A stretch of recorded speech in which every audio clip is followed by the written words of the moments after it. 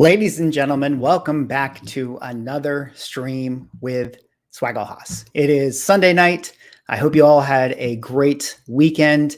And yeah, we just decided to kind of, fire up the stream a little bit, go live with you guys, hang out here on this, summer evening here. I had some free hours, so I decided to, hop on the stream and talk some comic books. I mean, no real detailed plan, for tonight, just kind of go through maybe some of the things that are going on. We can talk about, the comic book market. We can talk about She-Hulk. We can do Q&A. We can hang out. Maybe we'll get some special guests on the stream later on and have some other conversations. I don't know. No real plan. A lot of things to talk about. Obviously, a lot of interesting developments that have happened in the comic book market since I last went live on the YouTube right here. So it'll be interesting. We'll just kind of see how it goes. And no real expectations. But of course, let's just say what's up to everybody here in the chat.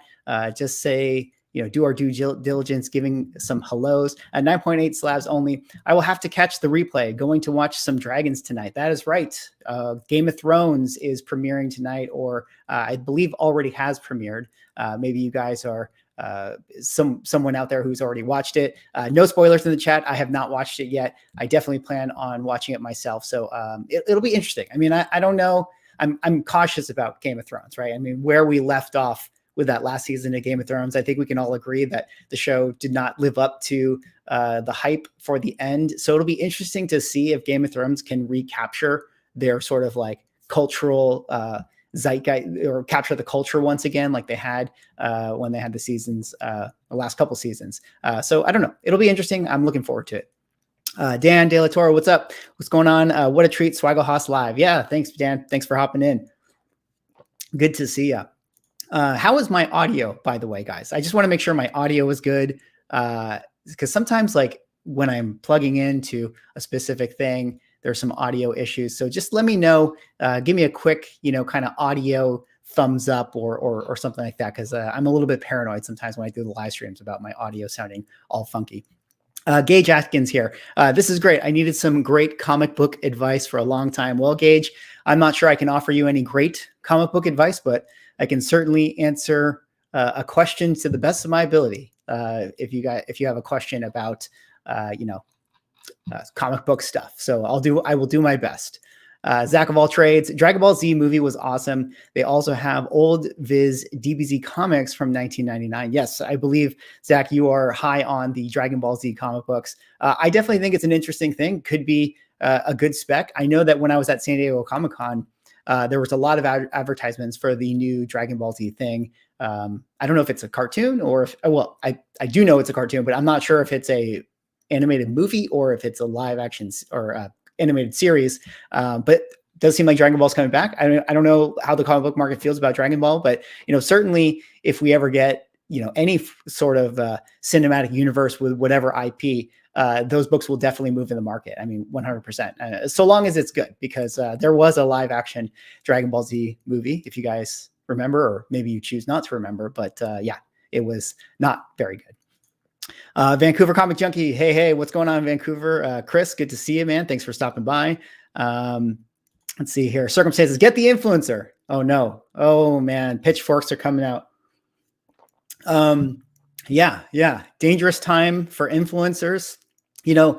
When I made the video that I was talking about with the Acetate cover and stuff, like I was being facetious about fancying myself an influencer, blah, blah, blah. Like that's just kind of how my humor is, so I kind of refer to myself, but I did get a couple negative comments that was like, that's pretty douchey that you call yourself an influencer. It's like, I'm joking, guys. I'm joking. Rocksteady Collectibles. What's going on, Rocksteady? Yes, y'all. Yeah, Rocksteady. I was chatting with Newbie in my DMs, just mentioning, it's like with you guys not streaming tonight here on Sunday, I felt like there was a void in my life. Like I needed some comic book talk or some comic book interaction. So I'm filling the slot. I'm filling the gap here on Sunday night for you guys until next week, which I think you guys do your Sunday shows, looking ahead to, the new comic books coming out that week. Shout out to Newbie Comic Books and the work that you guys do on that channel. Jay the Collector. Oh, snap. Here we go. What's up, Jay? What's up, Jay? Let's go. Let's go. Circumstance. Let's ride. Let's see here. Planet Arizona Comics. What up, swag? Happy Sunday. What's going on, Planet Arizona Comics? Good to see you. Thanks for stopping by. And again, guys, like I'm just kind of going through the chat. No real expectations, but like if we do have stuff that you want to talk about, like we can definitely do that. I did prep some things that we could talk about. But sometimes it's more fun to just kind of freeform it, right? And we just can hang out and have a conversation and chill. And hopefully you guys are like bagging and boarding and doing something fun while you listen to me, because I know that's what I do when I'm on other people's shows. Teach you some knowledge, Master Swag. I don't know if I can teach you anything, honestly. Jayco, hey, Swaggle House, what's going on, Jayco? Good to see you, man. Thanks for stopping by. Alan Johnson, Swaggle, what's going on, Alan? Good to see you. Flexpotamus here, what's going on? Carnival Hands, hey, good to see you, Carnival. Let's see here. Smash Collections, how's it going, Swag? Good to see you, Smashing. Thanks for stopping by. Paulo, what's going on, man? Good to see you. Thanks for coming in the chat. Dino, what's going on, man? Love the channel. Thank you, Dino. Appreciate that. Ken collects swag. Sell me your SS3. Ken, I cannot sell you my Silver Surfer 3. I think I've told this story before on various, maybe like in YouTube videos or things like that, but my Silver Surfer 3 first appearance of Mephisto, right there. That was the first book that I recall as a kid and seeing and identifying like that is a key book, right? Like I didn't, like when you first go into a comic book store, you're just taking it all in, and I was just buying comic books and things like that. And I was picking up the Jim Starlin, Steve Englehart Silver Surfer run, the volume 3 run.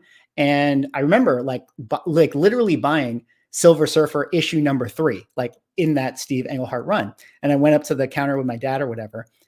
And then behind the counter, I saw Silver Surfer 3, like hanging on the wall, like the Mephisto book. And I remember like vividly seeing this comic book and think to myself, like, what the hell is that? Like, wait, it's like, I'm buying Silver Surfer 3 right here. Like, why does that say Silver Surfer 3? Like, I don't have that book. Which one is that one? And like it dawning on me that there was another volume of Silver Surfer comic books that I did not actually own Silver Surfer number 1, or at least like the valuable Silver Surfer 1. And that kind of like really opened my eyes into like key comic books and like a whole generation of comic books that existed before that of the Copper Age. And Silver Surfer 3 is like the first comic book I remember thinking like, that comic book is special. It is on the wall. So my Silver Surfer 3 is one that I bought for myself when I got back into collecting, because I was like, I'm going to have that book. And I don't want to sell it. Got my 9.6 Star Wars 1 1977 comic book yesterday. Oh, Jay, nice pickup, man. Star Wars number 1, always going to be a great book, for sure. Always going to be a great book. And I think of all the Star Wars books, if I recall correctly, because that book is definitely in my Bronze Age index that I did. It's one of the 100 books. And of all the Star Wars books, that one has held up in value the most of all the Star Wars books, because other ones in there is like Star Wars 2. We got like, the Boba Fett books, like number 44 or whatever it is. And then there's like couple other Star Wars books in that run that like are in that top 100. And Star Wars 1 is the only one I can really recall not crashing too hard. And I think for good reason. It's a book that everyone's going to want to have. Circumstance, hard pass on the new Game of Thrones. The last one was wasted years of my life. Yeah, I feel you, man. They're going to have to like earn back our viewership. You know what I mean? Like, I don't blame you if your thought process is like, let me wait a couple weeks to like hear like what the water cooler talk is. If all of a sudden everybody's like, oh dude, Game of Thrones is sick, then it's like, all right, we'll build up a couple episodes and we'll check back in. Cause yeah, kind of an abusive relationship. Carson, what's going on, man? Guardsy, good to see you. Greetings from Ontario, Canada. She-Hulk was great, Guardsy. Well, I'm glad you liked it. Cause I gotta say, and again, don't be mad, guys. Don't be mad. She-Hulk, I didn't love it. I realize that might be not the popular opinion, because I feel like a lot of, in my Instagram feed with the comic book folks, the reviews are pretty positive overall. I have some like personal issues with it, but I also like come at everything from like a filmmaking and writing side of things. And I just have like snobby film school student opinions about all of the Marvel stuff. That's like really what it comes for. And I can like get into it if you guys really want to have that conversation. We can talk about it. But I'm like a snobby film student. Andre Mario, what a swag. Hope all's well. Andre, what's going on, man? Good to see you.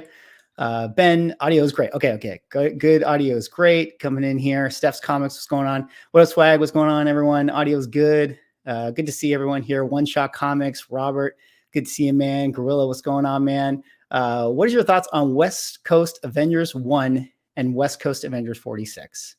So it's West Coast Avengers 46. Correct me if I'm wrong. I'm thinking that that's White Vision, right, Robert? But West Coast Avengers 1, well, there's two number ones, right? We have West Coast Avengers 1, which is the number one issue of the limited series. That's the one that's white with Hawkeye on the cover. And then we have West Coast Avengers 1, which is like the first issue of the ongoing series, which is the black cover. So West Coast Avengers number 1 with the Hawkeye cover, I think that is identified as like the first appearance of the West Coast Avengers. And I like that book. I like that book a lot, but I like it in terms of, there's like a value you have to put on like what you like the book for. Like I have a copy of the book and I like it and it's my copy. I'm never going to move on with it. I just want to have it. And then I like it as a book that could potentially go up in value to some degree as like a good spec book, because I feel like it's like all the cards are being set for West Coast Avengers in some kind of way. Like it seems that way. I mean, when you think about the original roster, you got Hawkeye, you got Mockingbird, you got Rhodey, War Machine, or I guess he was Iron Man at the time of the team.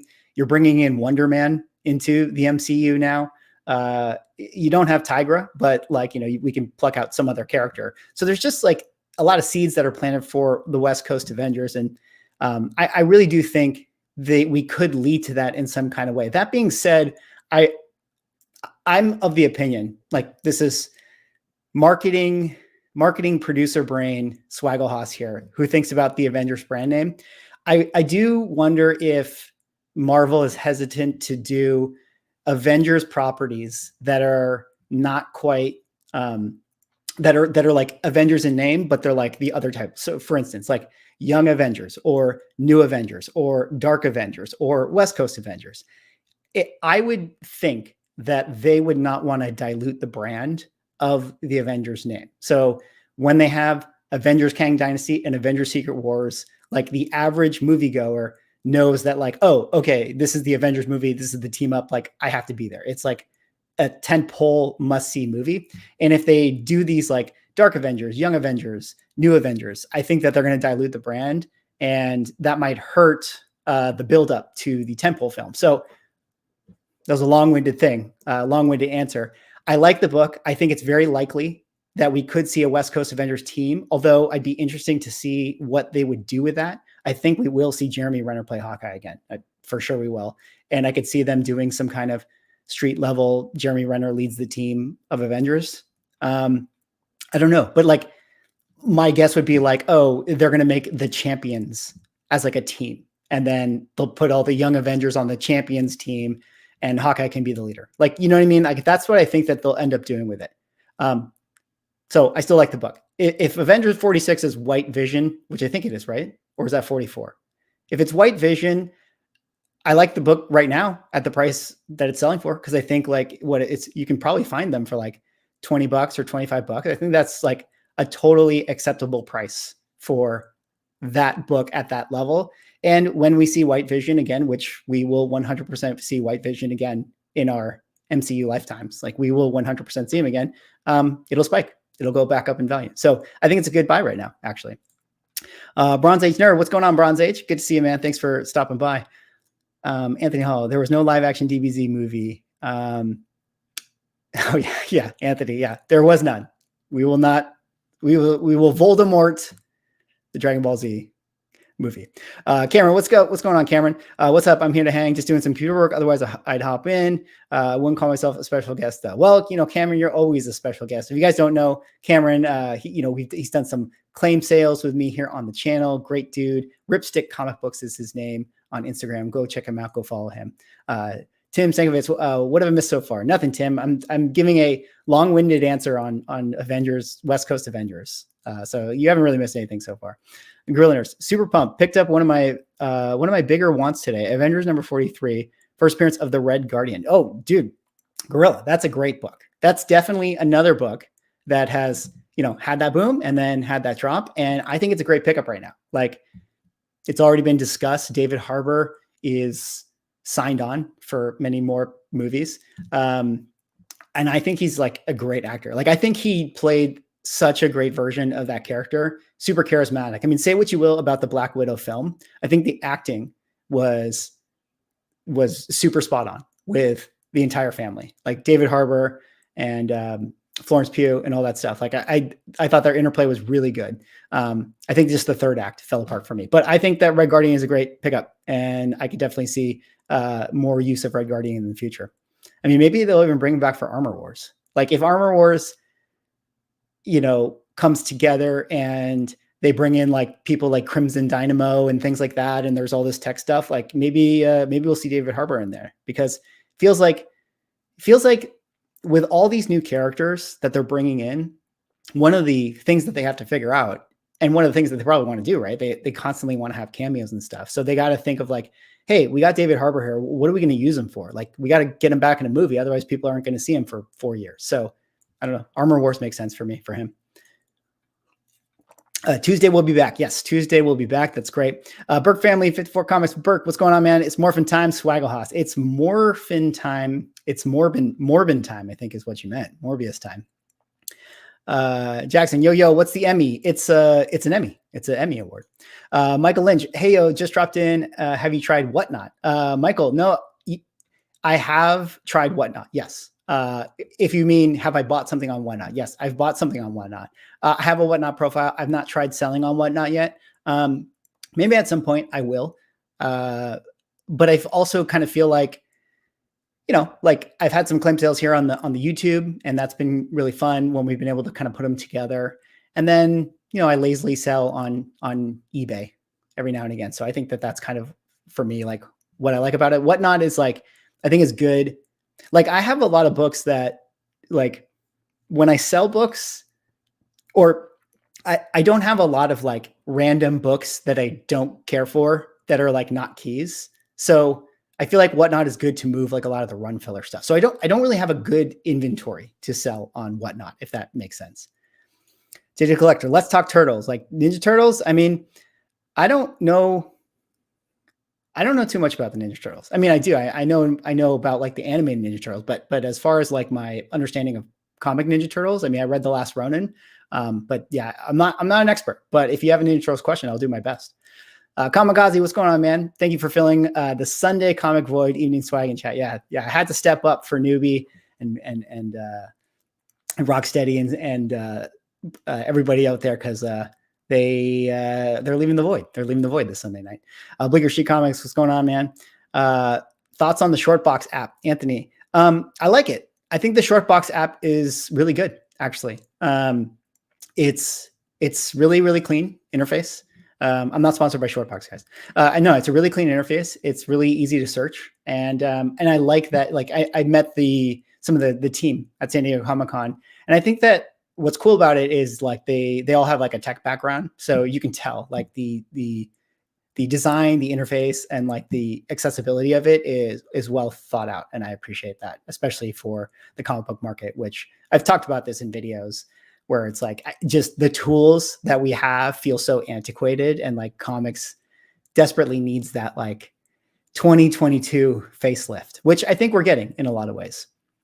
Going to any more cons this year? I hope so. Yeah, I definitely want to go to cons. I probably will go to New York Comic Con. That's probably the next one that I will do. But I'm still sort of like planning everything else, or planning around and trying to figure out what other cons to go to.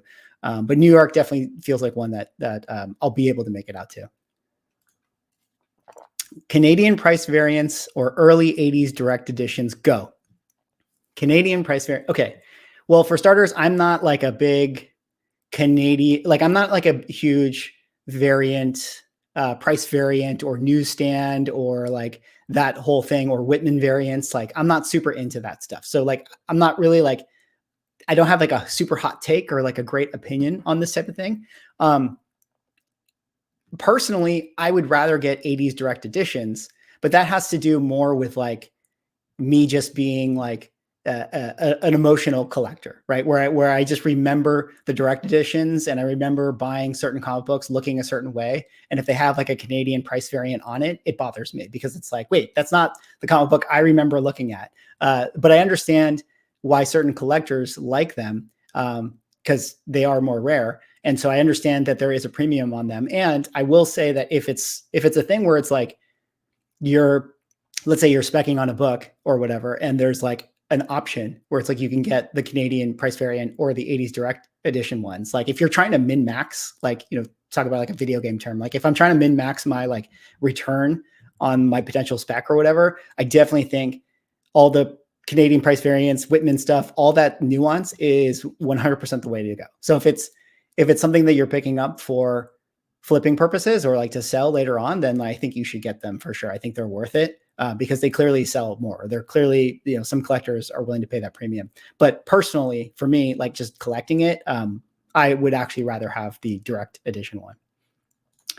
Lovingly caress that like button. Yes, please, please. Whisper sweet nothings into the ears of that like button. David here, do you buy books?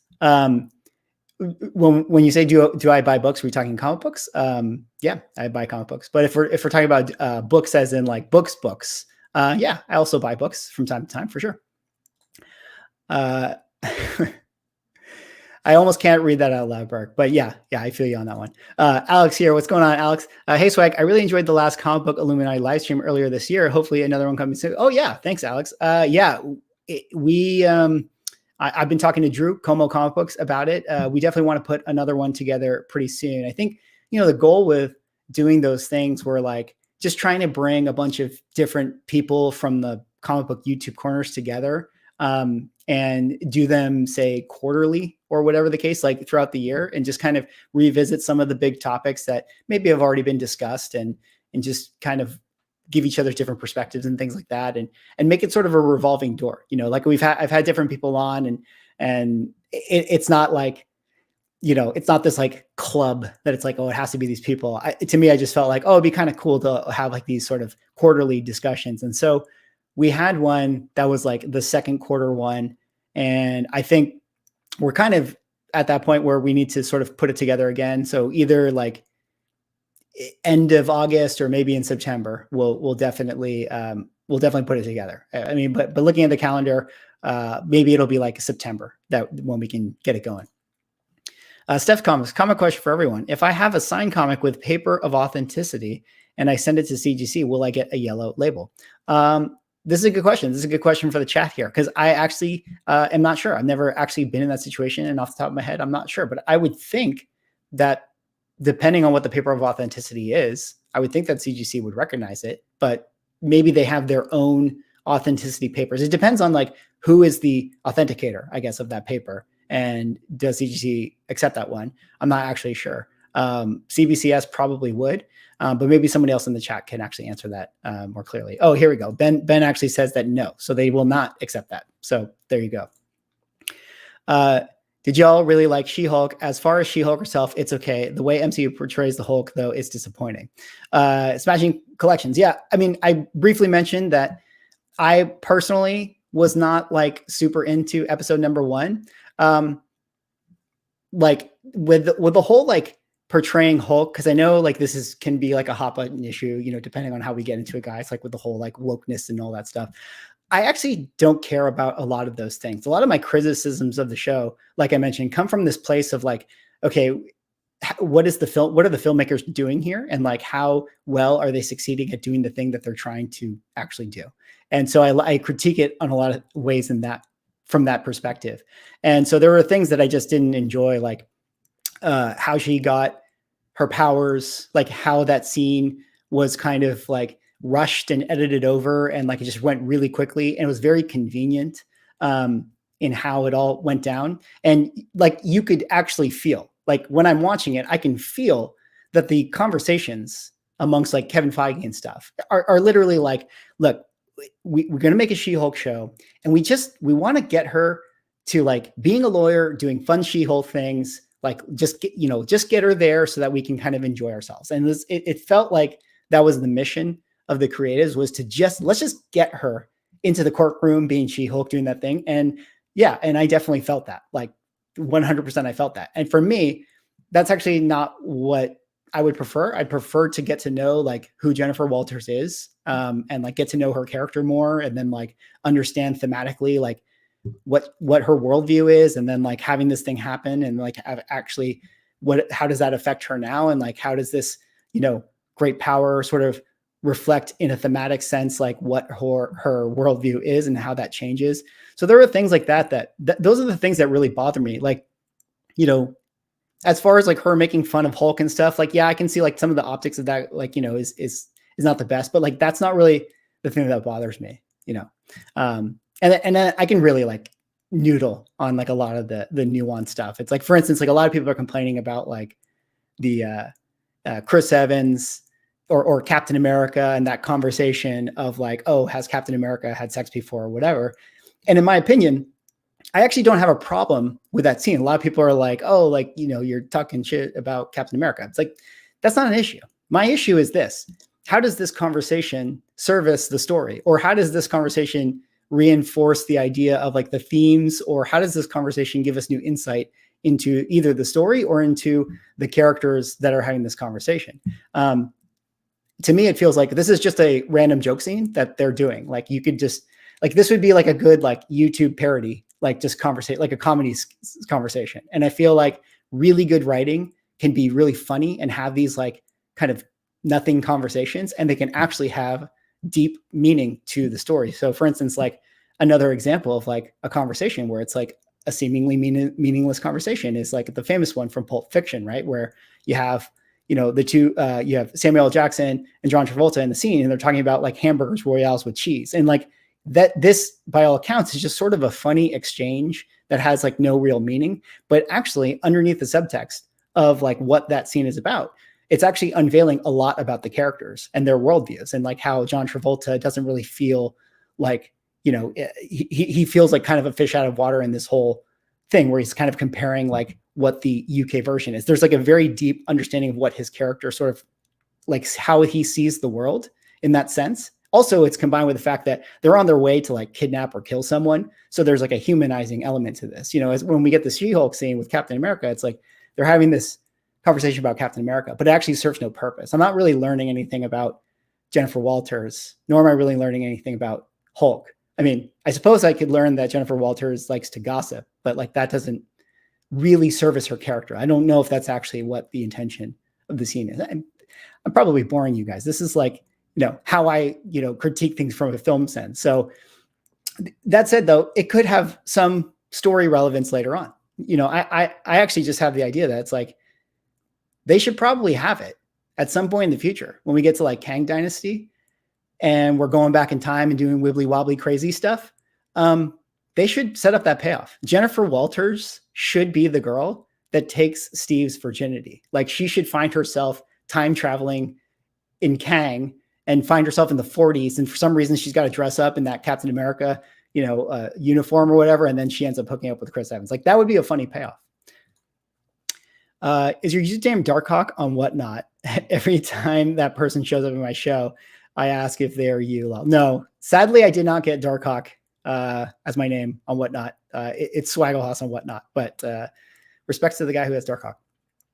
Hey, Swagglehouse, conversation. Nice chat with you at the Bad Idea Party many weeks ago. Oh, Brian, yeah, it was great to meet you, Brian. Brian and I met at Bad Idea in San Diego Comic-Con. Brian's actually a comic book seller. So, hey, good to see you, man. Hopefully got home safely and all that good stuff. Swag, besides the Key Collector, where do you go to research keys? Good question. Yeah, I've used Key Collector. I use like all the sites, Go Collect, Cover Price and stuff. I use Marvel Wiki a ton. Marvel Wiki is actually a really great resource to look up those types of things, especially like if it's, because Key Collector doesn't have everything on it, you know, so, but Marvel Wiki for the most part does.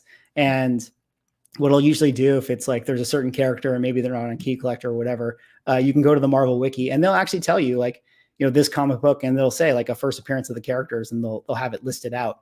And you know, it's really good information. And then what I'll do to verify that information on Marvel Wiki is I'll go to Marvel Unlimited and then I'll actually look it up. Because sometimes Marvel Wiki will say first appearance of this character, but it's like a cameo first appearance. So I want to verify that it's like a full appearance or whatever. So yeah, Marvel Wiki, I think, is my answer to your question. Let's see here. That shouldn't be so hard. Oh, I think you guys are having conversations here. She-Hulk was, yeah, Burke you didn't like She-Hulk. Love your channel, man. Quick question. What moved people to speculate on comics before the MCU existed? It's a good question because I was not heavily actively collecting, pre-MCU. I mean, I started collecting when I was a kid in like the late, like 89, 90, 91 was like when I was first going to comic book stores. And then I got back into collecting in like 05, 06 when like Mark Millar was doing Civil War, because that caught my attention. But like I was collecting like new stuff, or I was reading Civil War. And then, yeah, I don't know what really moved the market after that. But a lot of people say, from the like old school collectors, as far as I can tell and understand, a lot of people say that really like the speculation thing really only started when like Fox was starting to really get rolling with X-Men. That was when a lot of, dealers have told me that that's when they really started to notice that it would be like a X-Men movie, giant size X-Men being sold type of thing. So maybe it's pretty new. I would say, I mean, I'd love to hear your guys' thoughts on this. Like, especially if you guys were collecting, like say 2006 and 7, like pre-Iron Man, was there a spec market? I'm not really sure if there was in that way. The Carnival Hulk says She-Hulk was meh, Marvel's getting stale. Yeah, I think, there's still some Marvel that I like, but I'm kind of a harsh critic, or I consider myself more of a harsh critic. Didn't like She-Hulk or the new Newbie. Yeah. Newbie was not Newbie does like She-Hulk, but Newbie was like not a fan of Moon Knight, and everyone was giving him, trouble for that. Yeah, bro. That's what happens when you get an Oscar. Oh, She-Hulk is a disaster on many levels, and Disney has themselves to blame. Well, we'll see. I mean, my opinion is just episode 1. Could be great, could get great. I really don't want to fully judge the show until I see the entire thing. And then I can make a truly formed opinion. Let's see here. First 20 minutes of episode She-Hulk was better than the last Thor movie. I mean, you may not be wrong with that one. You're not wrong with that one. It seems like most of newbies chat in here. Yeah, I'm taking up all of newbies chat because, there's no newbie show here. Let's see. Omar here. I'm about to watch the new Game of Thrones. Excited for it. I am more of a journey, not a destination when it comes to shows. Yeah, I totally agree, Omar. I mean, we got to watch the whole show. We got to see what it comes out to be. Week to week could be good. So I'm looking forward to seeing what Game of Thrones has to offer as well. The episode was supposed to be like 8th episode, but maybe they moved it to the top. Could that have been a pacing issue you felt you had? Yeah, maybe. I mean, I didn't know that, but like, I kind of felt like the rush to get, like, it's like, we just need to get her like to caught up to speed, right? So we can like go on adventures with She-Hulk. It felt like a choice. I'm not saying it's right or wrong. I just would have preferred like the slow burn so I can kind of emotionally grow with her journey. But like, it felt like a creative choice that it's like, we just got to get her to She-Hulk, mid She-Hulk. She got to be phase 4 She-Hulk. We can't make her phase 1 She-Hulk here. We got to get her caught up. Great Lake Avengers. Yeah, apparently Great Lake Avengers might be showing up in the She-Hulk show, or at least what is his name? Mr. Impossible, right? Or is that like kind of who's the leader of it? Mr. Impossible, I think. Recycle Comics. Hey, Swagger, first time greetings from New York. Hey, Recycle Comics, thanks for stopping in the chat. Appreciate you coming by. Let's see here. Consensual Sense Slots. Are ye on Whatnot? Yeah, I am on Whatnot. I have a profile. It is just Swaggle Comics, I think, on Whatnot, or Swaggle. I forget which name I actually picked, but I haven't sold yet. Let's see, She-Hulk. The show wasn't great, but the actress was phenomenal. Yeah, David, I totally agree with that. I think Tatiana Maslany feels like super charismatic. So Marvel always has done a really great job casting great talent. And so, yeah, I mean, I'm still very, very bullish on She-Hulk in general. For me, it's like, I like the potential of seeing her, the interplay with her and like other characters down the line. I think it'll be really, really fun for sure. and she definitely seems like she has a great handle on the character already. Do you still have that scribbled Hulk 182? Michael, no, I don't. I do not have that scribbled 182. I actually ended up moving on with that one.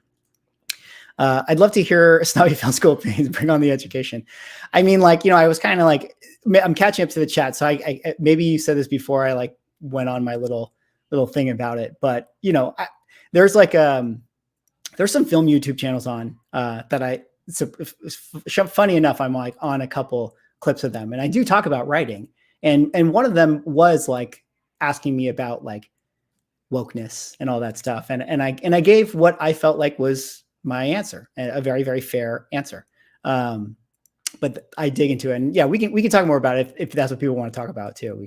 We can get into it. She was made like the company and creative team all hate men and comic collectors. Oh wait, they do. Well, this is the thing, I think that sometimes it's fair to say that there's some like wokeness-y things, but at the same time too, like, I'm not so sure that it's like this as like this nefarious, like calculated thing as sometimes other YouTube channels and stuff make it out to be. That's what I would say. So I don't know. I mean, optics wise, I think that you could make some of those arguments for sure, but those again are not really the things like I care that much about. Like, as far as like the subtext of the messaging, whatever the filmmakers want, I think that they're totally willing to do that. It's just like how good are they with the craft? Like, how clever are they with giving their message? And I would say that it was pretty not nuanced. But that doesn't mean to say that I don't think you can't do that or have that perspective. I actually think you totally can. But there's other ways to do it that would have been cool. And really, I'm just hung up on like some of the other like filmmaking execution things. What up, Swaghouse? What up, Matthew? What's going on, man? Thoughts on ASM 238, first Hobgoblin, Amazing Man 300, first Venom? I mean, I think both are awesome books for sure. Both are really, really awesome books. I think, it's funny. So I've been doing those indexes, the Silver Age and the Bronze Age ones, and I've started my Copper Age one. And I'm looking at them, and actually, 238 was in the Bronze Age one. I'm pretty sure it was. I think they're both great books. They've definitely both had pretty major corrections. I would say if you're like trying to buy either one of them, it seems like ASM 300 is probably the better bet in terms of like long-term value, because I think Venom is always going to be a bigger character than Hobgoblin. I think you got the Todd McFarlane factor, and it's the classic iconic cover. But I like both of them for sure. I think that they're absolutely great books, and there's always going to be people who want them in their collection for sure. Let's see here. West Coast Avengers equals Best Coast Avengers. Yeah, I like the West Coast Avengers. They seem like the underdog team, but I think there's a lot of potential with them for sure. Bobby here. Hey, Mickey. Hey, Bobby. What's going on? Good to see you. Thanks for stopping by. 45 is White Vision. 46 is Great Lake Avenger. Got it, guys. I'm catching up. Thank you, Circumstance, for making that correction. I guess, what do I think about the Great Lake Avengers book? If I'm rewinding the clock back to earlier in the stream, I would not buy that book right now, right? I think that it's popping off because the Great Lake Avengers guy is going to make a cameo, or like, I think his name is Mr. Impossible or something like that, is going to make a cameo in She-Hulk. And I feel like it's popping off right now. So if you're someone who's like, maybe you want to buy it, I would definitely wait. I would wait till after She-Hulk. If you're someone who wants to sell it, I would probably cash in at this time right now. White Vision is still out there. Yeah. Azures, what's going on, man? Good to see you. White Vision totally still out there. Now, there is the fear. So there's a couple things with White Vision. This could be the dangerous thing. All right. 100%. We're going to see White Vision again. 100%. However, we've all seen enough Marvel stuff now at this point to know kind of how they pick up story threads, because it's just a new creative team that comes in that like gets the baton handed to them, right? And whatever they really decide to do is what they're going to do with, say, the next show or the movie. What if the creative team comes in and they're just like, we just want to kind of go back to old Vision. So let's just like off screen explain it. Kind of like what they did with Professor Hulk, where they're just like, we go to an Endgame. He's like, oh, I fixed myself now. And now I'm just Professor Hulk.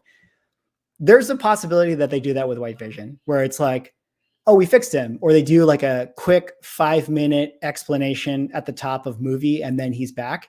And that would definitely hurt the book. I don't think they'll do that. I really don't. I think that there's a lot of juice you can squeeze out of the story of White Vision, but I would say that it is a possibility. But either way, where the price is of the book right now, I think is totally a great time to buy it, because I do think that it'll go up again in the future. Do you think Disney's Marvel shows characters are becoming more about messaging and less about heroism and solid storytelling? Yeah, it's a hard thing to say. I mean, I think that there are definitely fair critiques in terms of it being like, shows being about messaging and all that sort of stuff.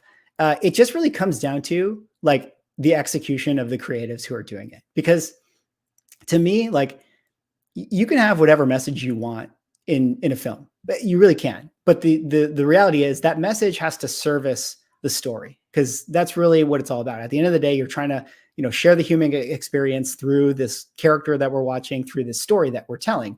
And the message, whatever that is, can be anything you want. Whatever the filmmaker wants their message to be, can be that. But it should be in service to the story, and it should keep me as a viewer immersed. If all of a sudden, the message is becoming blatantly obvious on top of the like facade of the story, then yeah, I get taken out of it. Like, that's not to say I care either way what the message is, but it does take me out of it. Like, it should all be in service to that. Do I think it can hurt heroism and solid storytelling? I do think that there are some things that can get in the way of storytelling for sure. And I think this is really mostly evident in what I think everyone would agree with. Like, I think Marvel doesn't do a great job with villains. And I think one of the reasons they don't do a great job with villains is because I think they're having a hard time sticking to a villain being pure evil, unless it's like a very, very easy, we're going to make, a Harvey Weinstein guy in the Black Widow film, right? Like, then it's a very easy for them to be like, we can make this guy a bad guy. I think, for instance, like, I don't really like how they portrayed the Mandarin in Shang-Chi, because I think while it is good to humanize or to give, villains, a perspective that is understandable for the audience, like, we're giving the Mandarin some traits that are understandable and humanizing him a little bit. But like you would do with Thanos, right? Where it's like, clearly the creatives are like, yeah, he has an understandable perspective, but the writers and the directors are telling me that he's wrong. Right? Like, it's like, yeah, oh, okay, he's got a point to make, but he's also wrong, And so that makes us double down on the heroes and their perspective and why we're cheering for them, because we think that they're right. If we get into this weird, everyone is morally gray situation, and we want to make like Game of Thrones, and it's all kind of relativism, and there's no real good guy, there's no real bad guy, even if that is the way that the world works, I think for superhero storytelling, that can be an issue. That can definitely be kind of a problem, unless you have masterful creatives at work that are executing at a level that is really high. And it's hard to do this. So when we're talking about like Civil War, Captain America versus Iron Man, both characters are right and wrong. And it takes masterful writing to execute that. And it's just not easy to do. It's not easy to replicate. So I guess that's my answer to your question, if that actually answered your question. Why? How you make up all that about the Avengers? Not sure what you mean, a consensual sense here. Is there a way to determine how big the comic hobby community is? If anybody can figure that out, it's probably you. Who knows? That's actually a really hard thing to figure out. I mean, you can just take a general sense. It depends on how we want to define the comic book hobby, right?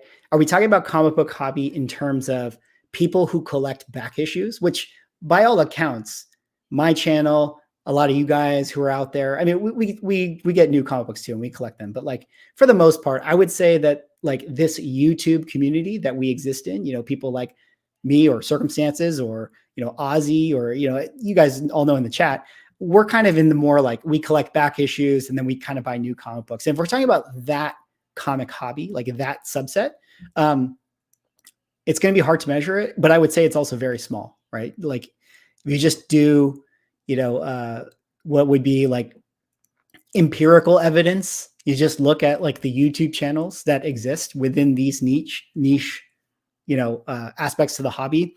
I mean, who are the biggest YouTube channels? It's like Gem Mint Collectibles. If you consider him purely a comic book collector, because he's also kind of expanded into like statues and stuff, or like Comic Tom, right? Who it feels like he's kind of like the biggest YouTube channel. So if we're talking about this subset and just analyze that, like Comic Tom, what does he have? He's got like 54,000 subscribers. So that is very, very small in comparison to, say, Comics Explained, who talks about comic books as what the stories are about, right? Where he's got 2 million subscribers, and then it goes up to like even crazier if we're talking about like movie news, comic book culture, like how you measure that. So it's really like anecdotal and empirical. I don't know how you could measure it outside of that. The other thing I would say too is like, when you go to San Diego Comic-Con, right? Like think about this. If nerd culture, if the bucket is the show floor of a Comic-Con or a San Diego Comic-Con, how much of the show floor is taken up by purely comic books? It's actually pretty small. I would say it's actually probably only like 10% of the show floor is in what I would say purely a comic book sense. So yeah, I don't know. I don't know if there's any real way to accurately measure it past that. Let's see. The Disney shows have been so underwhelming. They could have trapped into some great storytelling centered around the world after the blip instead of projecting real world politics. Well, yeah, Matthew. I mean, I think I've kind of been going at, what I think about the whole thing. I do think this, less so the real world politics stuff, because I already kind of talked on that, but the around the world after the blip, Marvel desperately needs some show or movie that's going to help us frame like what is the world state right here. What is going on? Like we got this celestial that burst out of the ocean. Like what is going on with that? We have gods fighting in Egypt, sucking souls of thousands of people. Like is damage control on the scene there? Like what is going on with the world state?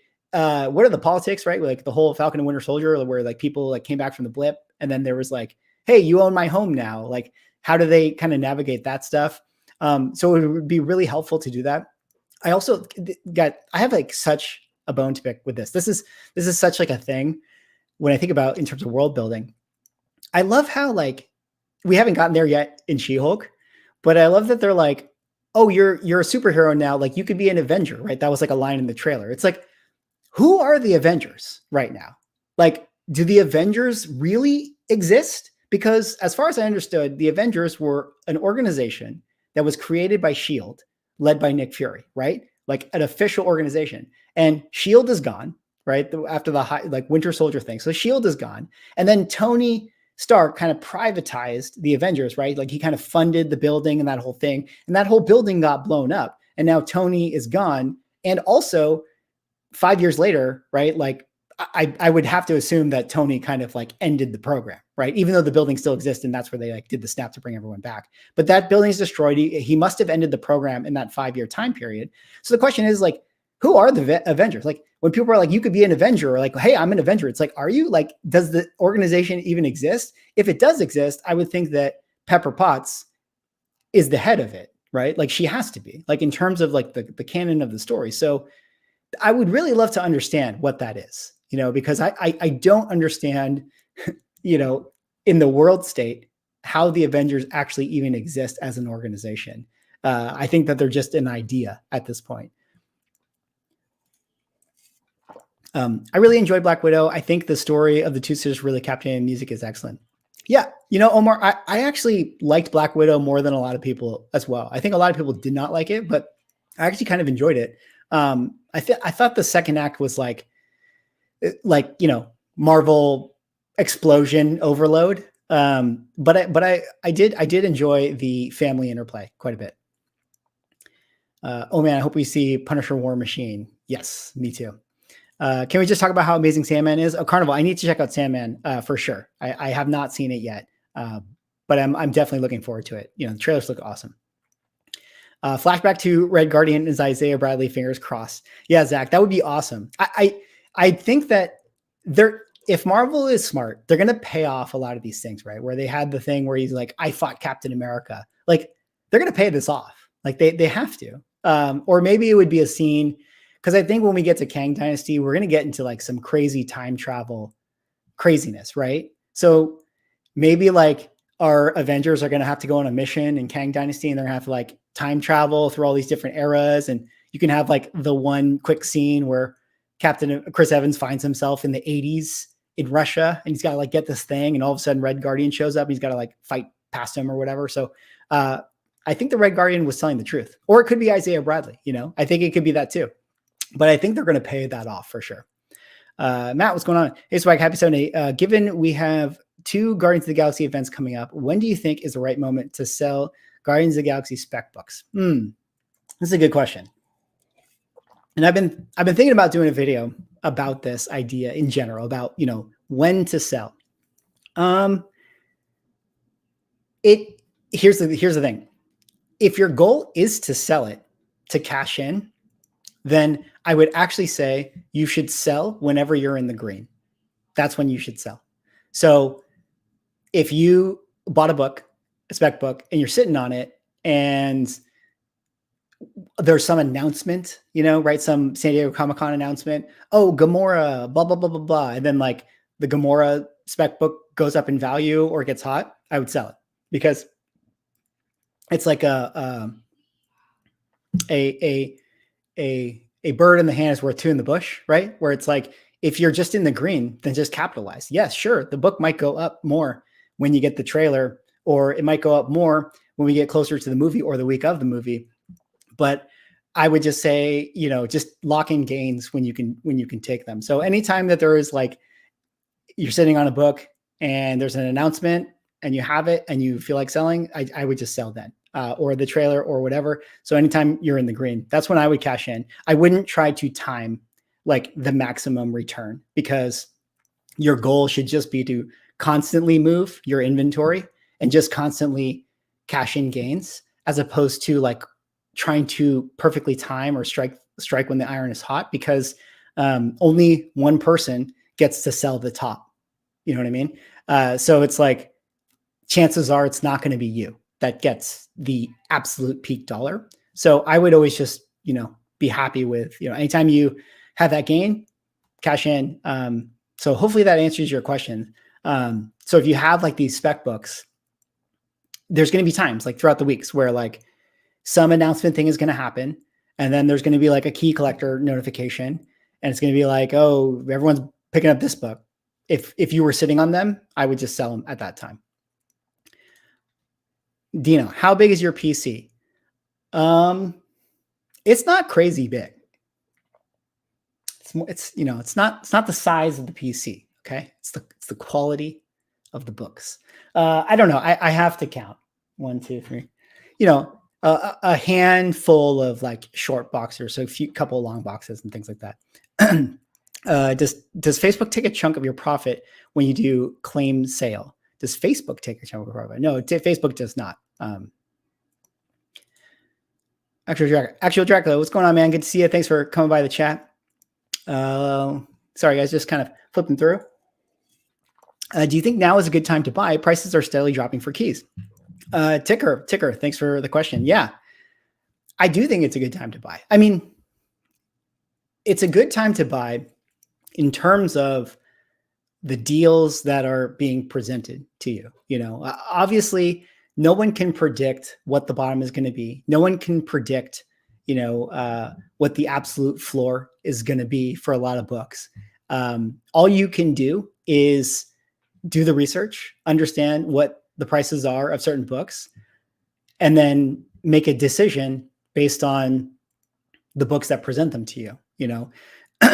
So a lot of times what's interesting about comic book buying and stuff is that it's not always that you can just buy whatever book at certain costs. Like people are selling their books at different prices. Like no one has an agreement that, hey, we're going to sell Avengers 1 and everyone is selling at fair market value. Some people are selling at fair market value. Some people are selling way above fair market value. Some people are selling below fair market value. And, you just have to find those opportunities and buy them. And, again, nobody knows what the bottom is going to be. Things could still go down in price. But if you do the research and you look and you're like, at this particular time, looking at this book, doing my homework, doing my comparisons, looking at the deal that is presented in front of me, do I feel like this is a good buy? And if you look at it and you say, okay, this book came out this year, it is a first appearance of this character. That character is this tier level in terms of popularity. Let me look at his contemporaries or her contemporaries. How does this book sell in proportion to that? And you do all that research, and you think it's a good buy, then I would just say buy it. And then you don't worry about it if the price goes down, because if you're buying a book that you believe in over the next few years, maybe it'll go down, but it'll eventually go back up. Do you think any storyline related to Russia, Soviet Union is off the table for the foreseeable future? Ryan the Red. That's a great question. You know what? That could be a big issue for sure. So as far as the Red Guardian, all that stuff I said, yeah, that's a good point. Didn't think about that necessarily. Would be hard to say. I think they could still utilize David Harbour in a way, because if I'm not mistaken, like we can look at like Box Office Mojo, like did Thor: Love and Thunder release in Russia? I believe that it did. You know, are these Disney Plus shows still streaming in Russia? I believe that they are. So I think it's not so much that they can't use these Russian characters. They might have to consider though how they kind of frame who the villain is in that situation, which I think that they would have to be very careful about how they do that. As a Canadian, I jump on the CPV whenever I see them for a good price. Yeah, that makes sense. As a Canadian, I'm not Canadian though. I could have 500 CPV looks in my collection without even knowing it. I'm only aware a dozen or so. Okay, I'm trying to think. So I'm going through the chat, guys. So sorry if I'm like way behind the conversation, but I realize now I'm getting to the point where I was talking about Canadian price variance. Let's see. Jordan, what's going on, man? Currently bagging and boarding while listening to Swag. Hope you're doing good, sir. Thank you, Jordan. Yeah, thanks for stopping by. Always a good time, I love, I myself do it a lot when I'm bagging and boarding, just putting on a stream or a podcast and listening to people talk comics. It's always a good time. Jackson, so I'm a new collector a month in, starting with the Uncanny X-Men run. Just wanted to say thank you for all your great content. Makes things way easier for a newbie. Hey, Jackson, thanks. Welcome to comic book collecting. You started with a great run, man. Uncanny X-Men, I think everyone would agree, probably one of the great runs to dive into. So for sure, that's awesome, and glad that you found some of the videos helpful. Let's see here. Let's see if I can get caught up a little more. Oh, people are talking about the COA. Yeah. So if you had that COA question, I think you got it answered at this point. Who's your favorite comic book writer? What's your favorite storyline? My favorite comic book writer is probably Ed Brubaker, like 1,000%. I think everything he touches for me is like amazing storytelling. So he's definitely my favorite writer. What's my favorite storyline? Nostalgia storyline wise, I would say the Infinity Gauntlet storyline is just like a nostalgia storyline. But also that whole Silver Surfer Volume 3 run, starting with Steve Englehart into Jim Starlin and how it tied into Infinity Gauntlet. So that would be my favorite storyline. But like new storylines, I mean, a lot of the Ed Brubaker stuff, like his Captain America stuff was really great. And a lot of his like indie work is awesome as well. And then Planet Hulk was really, really good. Planet Hulk, World War Hulk, that stuff is really awesome. After this latest acetate fiasco, I'm completely done with CGC, including buying any slabs made from 2022 and onward. Hey, Dan, that is a respectable stance, I think. And I would say that, in the video I made, like at the end of the video, I say, at the end of the day, just vote with your wallet. If you don't like the business practices of what's going on, the best thing you can do is vote with your wallet. And yeah, I think that that's a respectable stance to take if you do not agree with their policies, for sure. And that's a good, interesting distinction about how you did the 2022 thing. Cause I was actually thinking about that myself. Like, how do I want to proceed with like how I spend my money with CGC from this point? Because it's going to be hard, right? We're all like, there's so many back issues that are going to be in old slabs. How can you buy stuff only, CBCS or EGS or whatever, the case is? It's like, if you want to say buy a certain Grail comic book, it's not like you have like a plethora of options for like, say, an old Silver Age or Golden Age book that is like in a slab. Like when the opportunity presents itself, you're going to have to buy the CGC. But I like how that you put 2022 and onward. That makes a lot of sense to me, actually. Let's see here. Brandon says, I think we'll get Tony at the bar flashback. That could be cool.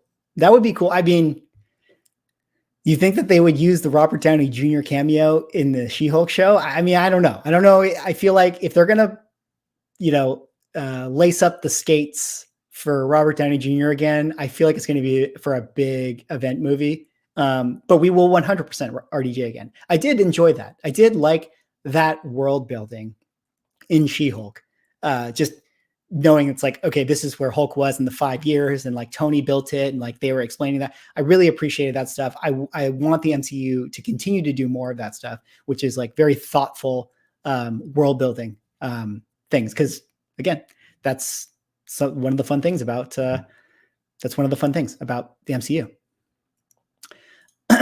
Top comic book and grade you own. Top comic book and grade you own. Well, the most expensive comic book I own is the Avengers 1 book, which I got back, and I will do a video on it this week for sure. Ultra Maximus, what's going on, man? Good to see you. Thanks for coming by the chat. In case you guys don't know, Ultra Maximus also has great YouTube. Go check him out. Good guy of the community, knows his stuff for sure. Thanks for coming by. Let's see here. As expensive as She-Hulk 1 is, I'd still grab some copies. The comic is still very undervalued. Dan, you're not wrong necessarily on that one. I mean, like all things, after the show, there's going to be less attention on the book. So you might be able to find it for slightly lower. But I would definitely echo what you're saying that, again, I don't think Marvel's going anywhere. And say what you will about, say, Phase 4, if it's not been firing on all cylinders. To me, I think that this is just a phase. Like my interpretation of this is that Disney bought this IP. They have Avengers land. They're going to milk this IP for all it's worth. We're going to be watching Marvel movies, for the next 30 years, 40 years. This is my assumption. All IP can get old and antiquated and nobody can care about it anymore. But my thinking is that it's important IP that's going to last for a long time. And so to that point, She-Hulk 1, she's a great character. I mean, she's one of Marvel's biggest female characters for sure. She's been in the Avengers. She's been a Fantastic Four member, and she has so many storylines. She has so much potential. And so I think she's going to be around for this actress. Is going to be around for 10, 15 years, at least. Palace Jerry, what's going on, man? What's up, Swag? What's going on, Palace Jerry? Swaggle, watch a couple episodes of 1970s Incredible Hulk, then go back and watch She-Hulk. I might have to do that. I haven't, the Lou Ferrigno Incredible Hulk, I did see that when I was like a kid, like years or, a decade later or whatever. It was already like a decade old when I saw it, but I really enjoyed it when I was a kid. I don't know if it's aged well. Like, that'll be interesting to see. Labdram here. Thoughts on selling comics on eBay? I want to do it, but the 12% fee is a lot. Yeah. It's a good question. The 12% fee is a lot, but the advantage you get with eBay is it's the biggest market that exists, right? You're gonna have the most eyeballs on it. And it's relatively easy, right? Like, you just put it on there, and you just wait, and someone eventually buys it, right? Like, if you're going to sell on Whatnot and stuff, obviously you got to be on camera. You got to like actively sell, so it's like a whole different thing, right? So think of it, the 12% fee is what you're paying for the convenience to just sell. So I would say, like, yeah, I mean, if there's other avenues for you to sell your books, you should definitely do them. I mean, like myslabs.com, we talked about Shortbox earlier. Consignments, you could do Whatnot. There's a lot of other great places to sell. But eBay is convenient as well. Let's see here. Neo Cards and Comics in the house. What's going on, Neo? Just catching up to the chat here. Oh, I'm way behind the chat. Oh my God, guys. I'm so behind because now I'm looking at the timestamps. I apologize, guys. I'm catching up on the chat. What's going on, Neo? You guys don't know Neo. Great YouTuber. Talks about sports cards a lot. Also talks a lot about comic books. And yes, I influenced this man into buying an Avengers 8. He is going to thank me later, though. Okay. because I think Avengers 8 is a huge book for cashing in on.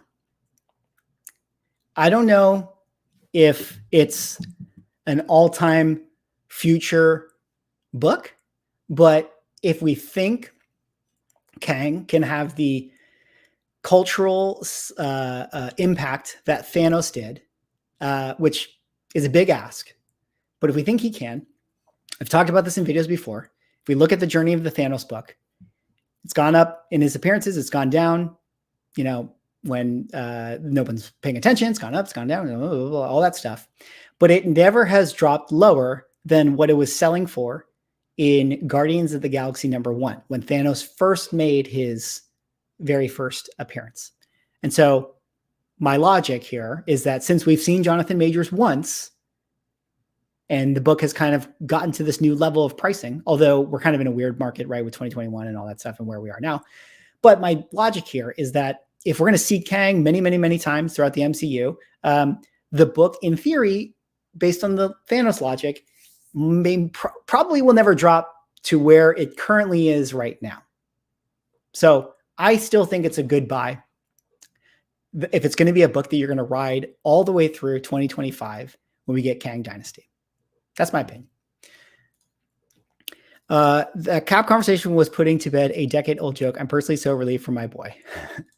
Cameron Hill, I really don't think the show is supposed to be serious, though. If there's going to be silly banter, this makes sense to be in this type of show. Yeah, totally get it. I totally get it. I'm catching up now to my Pulp Fiction thing. I think silly banter is totally fine, and I realize I'm comparing this Marvel show to Pulp Fiction, one of the greatest cult films that there is.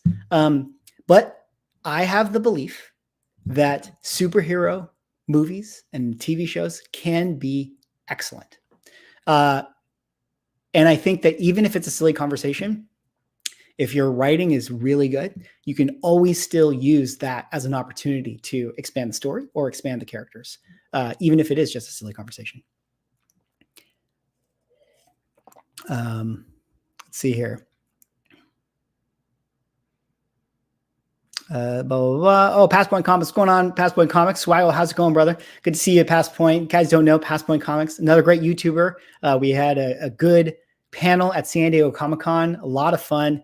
He put it together, and it was awesome. It was an awesome experience. Go check out his YouTube channel. And we got another YouTuber here. Great. The great Como Comic Books. You guys, if you've been watching the channel, you guys know Como, of course. I assume that you're all subbed up to these guys, but definitely go check out their YouTubes. Give them a sub. Good to see you, Como. Or Drew, thanks for coming by. Let's see here. There's an antique store close to me with a bunch of Golden Age comics, Disney and whatnot. You think is worth buying those comic books? This is a great question for Ryan over at Automatic Comic Books. Also, a great question for Drew, Como Comic Books as well. And there might be a lot of other knowledgeable Golden Age people here, but my understanding, and this is me relaying information that I've heard from other people, is the Disney Golden Age stuff. There are some books that have value. Drew actually broke this down pretty well, or we had a little conversation about this. He knows this pretty well. There are definitely some books that have value because they're like the key issues of those books. But a lot of the Golden Age Disney stuff is not that popular, not that valuable. I don't really know. We have to think, is there going to be a boom or a surge of cultural, significance to the Donald Ducks and the Porky Pigs and the Mickey Mouses and all those types of characters to kind of create demand for these books to kind of go up in value?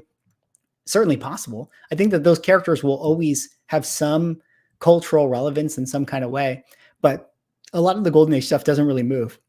I would say, as like a theory for Golden Age Disney books, I would say covers that have aged poorly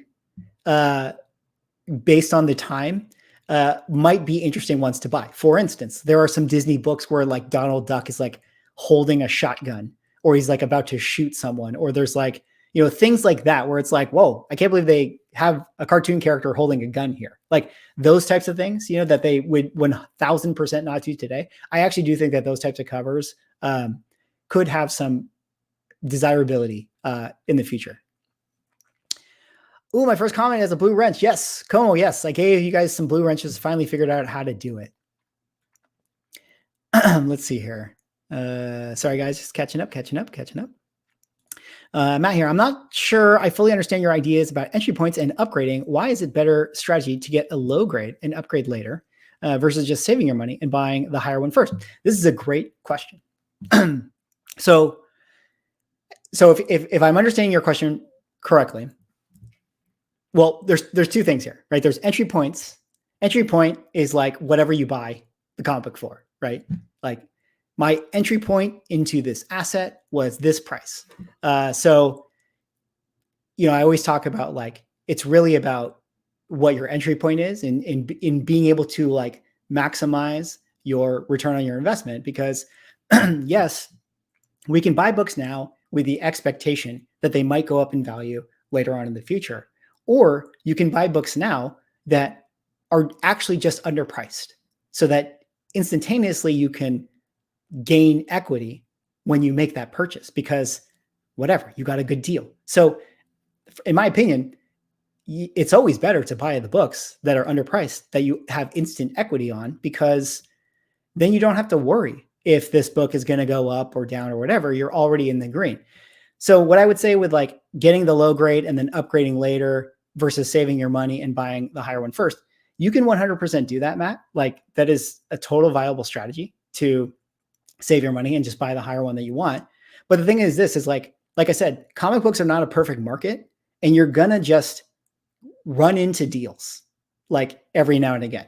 You're going to just walk into a comic book show, or you're going to walk into a comic store, or you're going to walk into an antique store, and you're going to see this comic book that is drastically marked under FMV.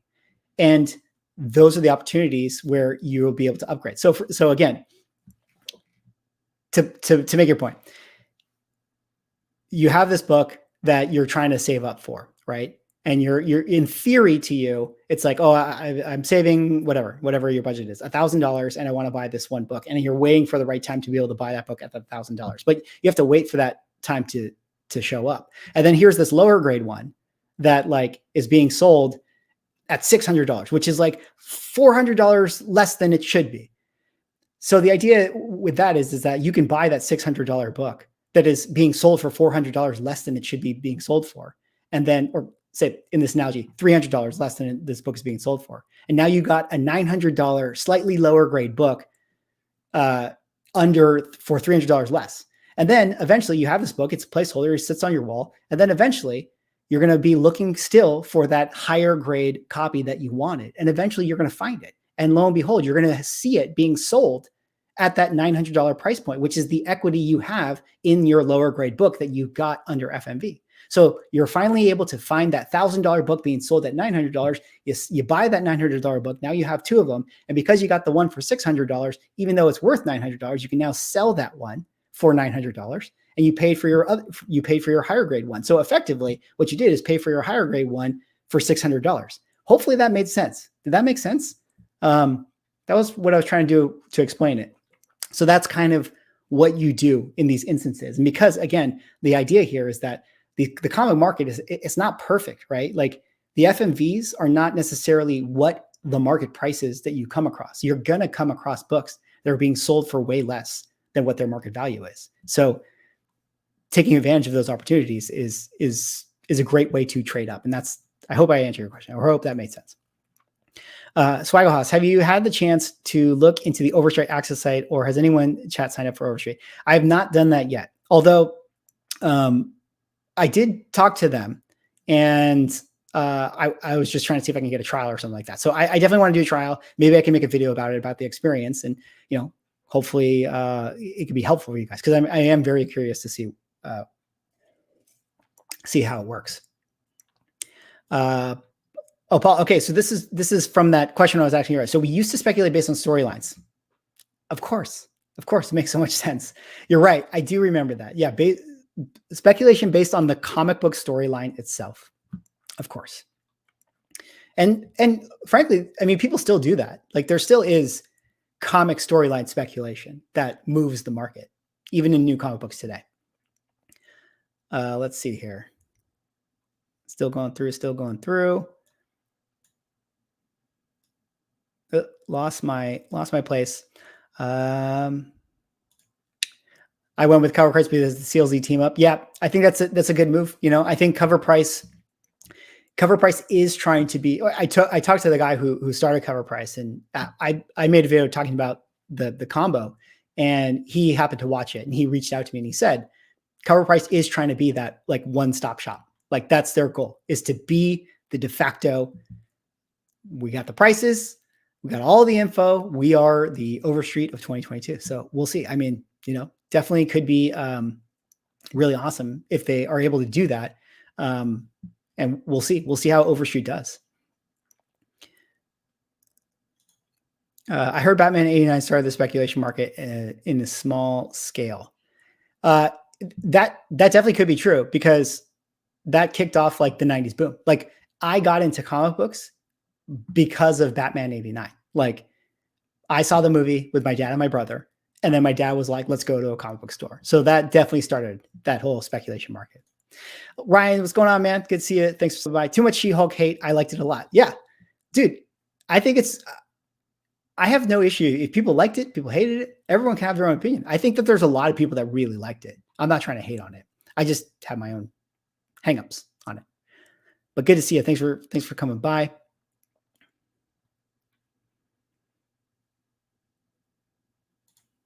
Ben here says, I remember being at Wizard World the day after the Iron Man announcement. One dealer just happened to have 15 copies of Iron Man 1. Oh, man. Wait, Ben.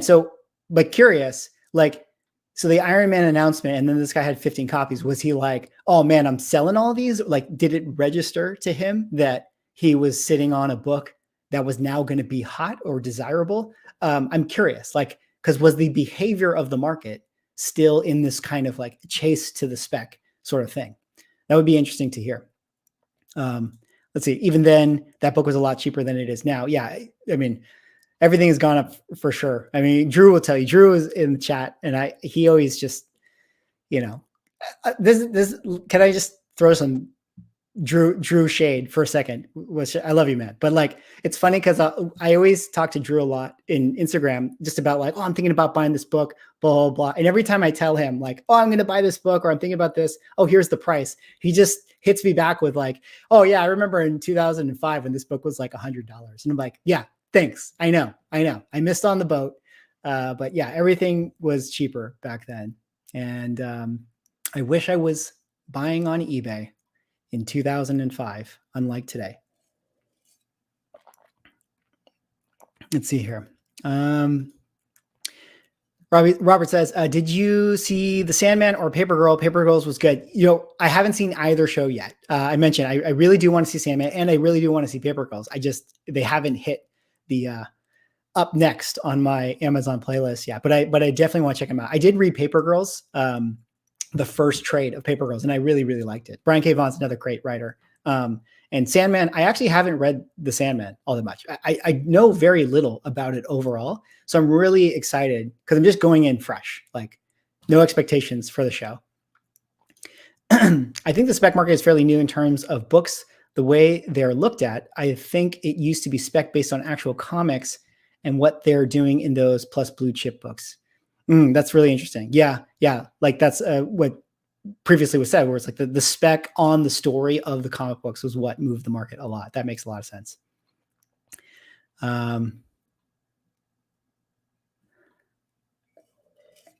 Let's see here. Mr. Immortal, Actual Dracula. Thank you. I appreciate that. That was the name.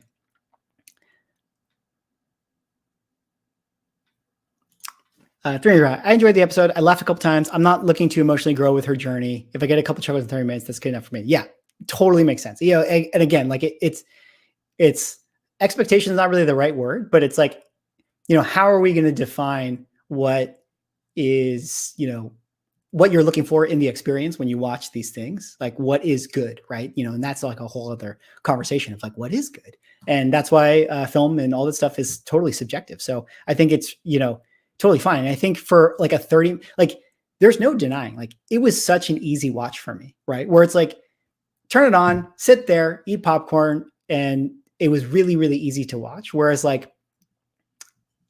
compared to Moon Knight, like Moon Knight takes a lot more effort to watch. So that's something that it's like, yeah, there is like a place for a show like She-Hulk where it's like, I can just watch this and it's not so like, I don't need to like think so hard on it. So there were some good qualities about that. And again, I'm all in on the MCU. I'm watching everything. And overall, I love it.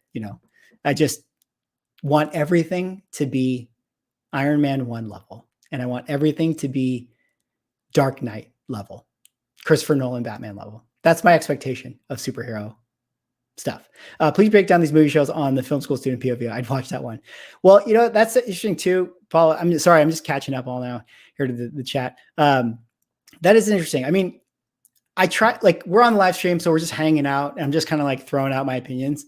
Like on my YouTube, like I don't see, like, when I make videos, I know it, like your guys' feeling might be like, oh, it's your YouTube channel, just do whatever you want. But like for me, it's like I'm providing like content that I think is going to be obviously stuff that I like and I like talking about, but like things that I think you guys are looking for or things that are helpful to you. And I don't think people care about my feelings on a show. So I would never, I would probably would never make a video that like went into this whole like breaking down film critique analysis thing on my YouTube. Unless I made like another YouTube channel that was for that reason. When are you getting into Golden Age? Dude, I'm already into it. I just haven't bought anything yet. You know what I mean? So we'll see. I mean, the thing is this, I like it a lot. I think it's really cool. And I also like DC comic books. I think it's really cool. But like to the adage of buy what you like, what I like is Marvel superheroes. Like that's what I grew up on. And that's what brings me the most nostalgia. And that's kind of why I just buy all this stuff. So I'm definitely will buy Golden Age stuff in the future. At what point did you give up correcting people that it's not Swaggle House? Well, I don't know. People can say what they want. Like Haas is house, right? Haas is like the cool way to say house. So they're not wrong to say Swaggle House because Haas is effectively house. It's like the Haagen-Dazs cool way to say it. Golden Age is full. No room for new collectors. Yeah. Drew's like, get them out. No more Golden Age buyers. All right. Can't have more people demanding Golden Age. That would not be good for Golden Age collectors. I like that She-Hulk was bringing in the burn era and it felt like an MCU movie more than some of the D+ shows had. Yeah, I agree with you that like all that stuff, like the fourth wall breaking and to your point, I did like that it felt like Marvel, right? Where it's like it felt again, like I mean, like I love that. I like that they're talking about, oh, Tony Stark built this thing and blah blah blah, and I felt like I was in Marvel. Whereas like say Moon Knight, we didn't really feel like we were in Marvel, right? I mean, it could have been its own thing altogether. Golden Age is a fun idea until you realize it's going to cost an Avengers 1 for any notable cover. Yeah, that's a great point. I mean, it's really tough with the whole Golden Age stuff. Although I think that there's a lot of people that would say that, there's a lot of Golden Age books that aren't worth that much, right? And probably will never be all that desirable. So I think there's still a lot of opportunity, especially when I was talking earlier about those like the Disney character stuff, right? Like those Disney character books are not that expensive. Like they're really not. Even like the key ones are still not that expensive. It's really like the pre-code horror stuff that's crazy, right? And like the DC superhero or like some of the early Captain America stuff, like that stuff is crazy. Jerry, what's going on, man? Just made a good evening swag in chat. Jerry, thank you for coming by, man. When are you moving past these Golden Age books and going into the 1700s books? Bring on the Carbon Age. Well, there are collectibles, right, from that era. You could get like original, I don't know, George Washington documents, things like that. It's just not the comic book stuff. Is it better to invest in a more desirable key with a higher census count or a less desirable key, less desirable with a low census count? I mean, I think that there's no way you can really make like a true this is better than this, because again, it's going to depend on which key. But like, I mean, you know, it's all supply and demand, right? So what's more desirable, and then like what the census is, and then there's like a breaking point, or there's like a point where one is going to trend higher than the other, like an intersection between them.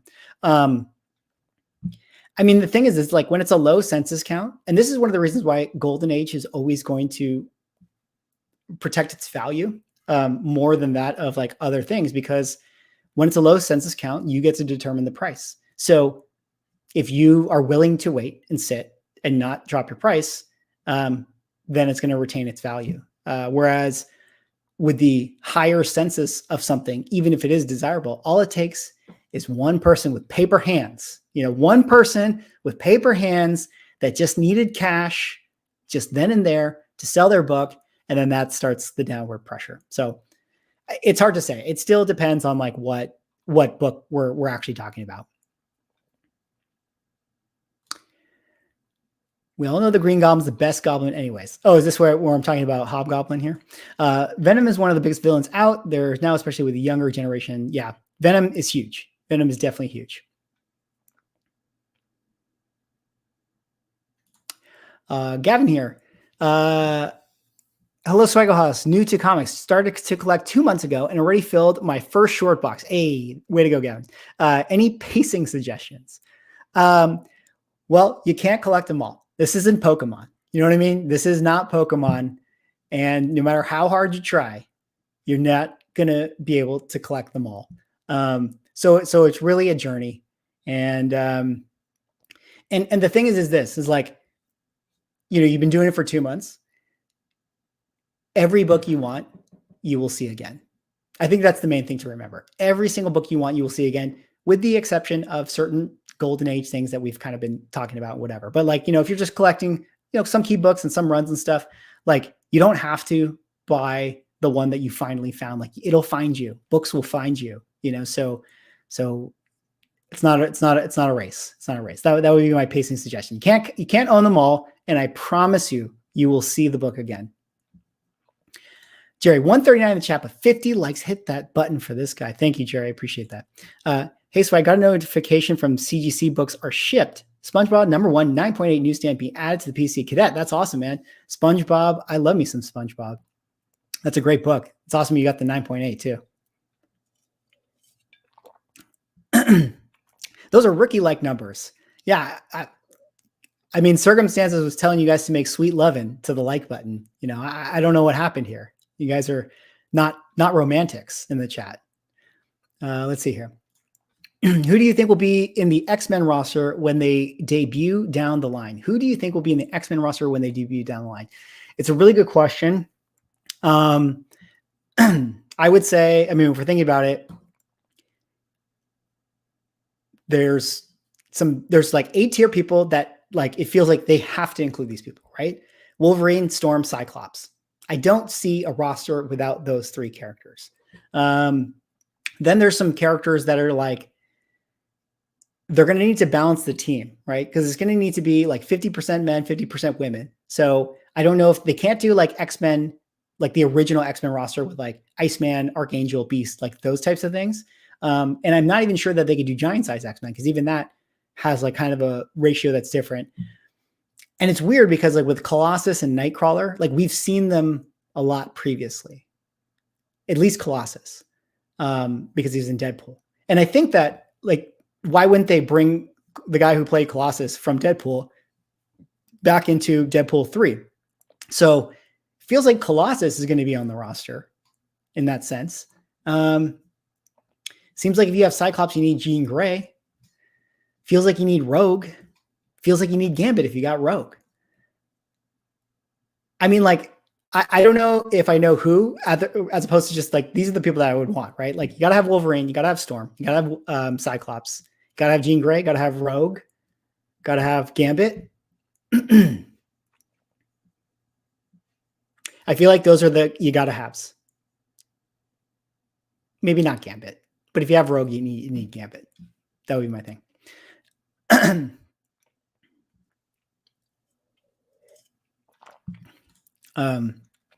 No need to talk specific numbers or anything personal, but I was curious how you go about budgeting for your comic purchases. Any particular approach? I pay myself in comic books. So this is like bigger financial thing, right? But like whatever your income is, like in your life, I actually like when I make income, like I pay my bills and pay my debts and things like that. But then I also pay myself. So I always take a small percentage of my income and I put it into things that I invest in, like stocks and other sort of things like that. And part of that money goes into comic books as well. So it's a very, very small portion of my income that I delegate to comic books. And then I also keep tabs on like what I sell, what I have outgoing, what I have incoming. So I always try to keep my numbers within a number that doesn't make Mrs. Swag feel like she wants to leave me. Anyways, will you buy Batman Adventures 12 right now? Will I? I probably I think it's a cool book. And I would maybe get it, but seems like a good time to buy. I haven't checked the prices for it recently, but feels like it's probably like a lot of other books has had its correction and Harley Quinn's kind of out of sight. Oh, you know what? Sorry. Lady Gaga, right? She's going to be Harley Quinn. It's probably had its spike because of that. I haven't been paying attention to what the market has been doing. I would wait like maybe another month or two for people to like get over that announcement of Lady Gaga hype. And then maybe I would look to buy.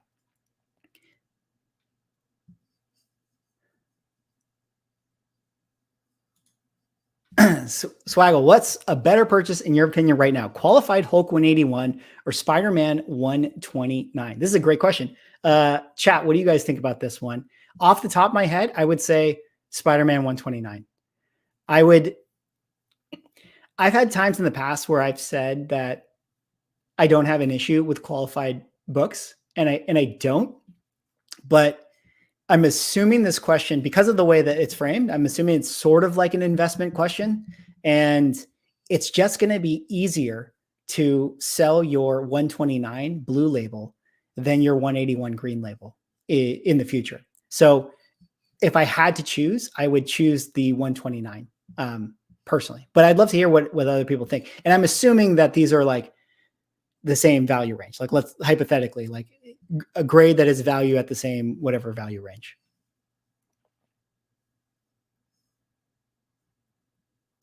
I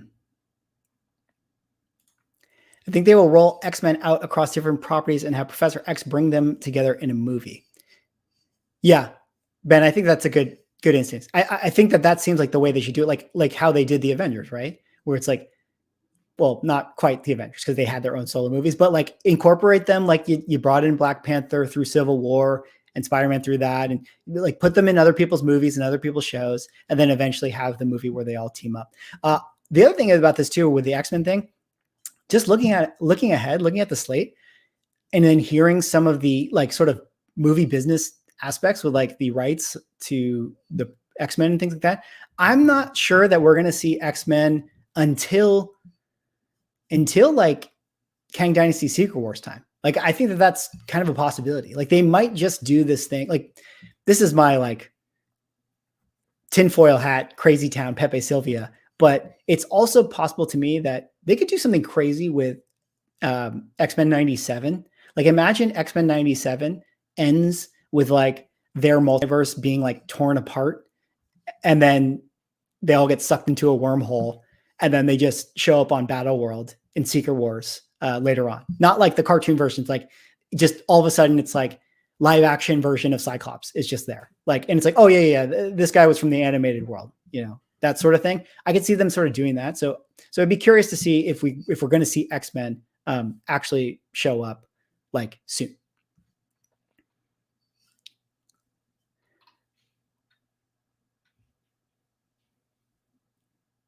Just going through the chat here, guys. Would you rather have raw or graded books or both in a collection? I mean, obviously over time I've had more graded books, but I think mostly I'd rather have raw, like, because I mean, most 9 times out of 10, you're going to be able to pay less for the raw book than for the graded book. So I would mostly rather get the raw book personally. I don't need everything to be graded for sure.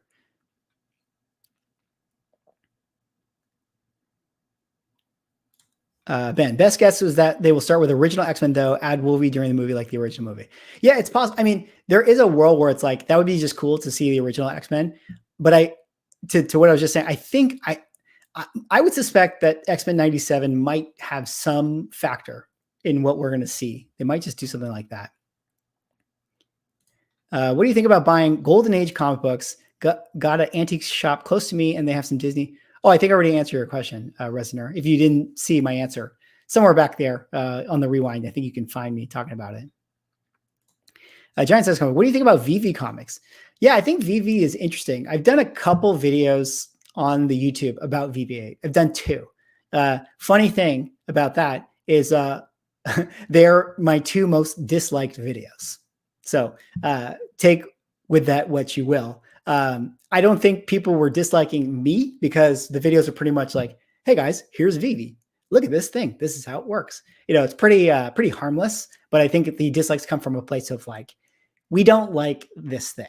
I think that they're interesting. I think that there is a place for them. I own a couple. I would only really ever buy the VV comic books that I would likely never be able to afford personally. Or not say never afford, but like it would take an arm and a leg to buy it. So like I have the FF Fantastic Four 1, I own that VV comic book. I would have bought AF-15, but now it's already at a price that I'm like, I don't really want to spend too much money on that. But I think that VV is interesting. And I definitely keep I'm keeping tabs on it all the time.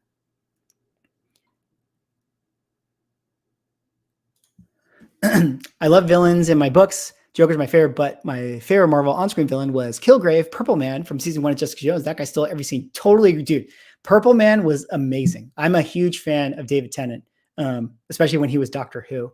And I think Jessica Jones, is one of season 1 at least, was like one of the best superhero TV seasons for sure. It was so well done. And David Tennant was awesome as Purple Man. And it would be interesting to see. I mean, at this point with Disney, like why not bring every single person you can bring for a quick, cameo pop? And I wouldn't be surprised if they figure out a way to have David Tennant show up again. I think that David Tennant commands a certain name, or like he has a name, especially in the culture of people who enjoy MCU films. Like there's like that cross section of like MCU and Doctor Who and, all fantasy nerd, Star Trek, Star Wars, Lord of the Rings. Like there's like that subset of all those sort of nerd properties. So I think a lot of people would be really excited to see David Tennant appear again. And he's a great villain. In 2021, the comic book market celebrated over $9 billion of transactions. Not a small market. I mean, that is definitely a lot of money for sure. Where did you get those numbers? I would love to see that.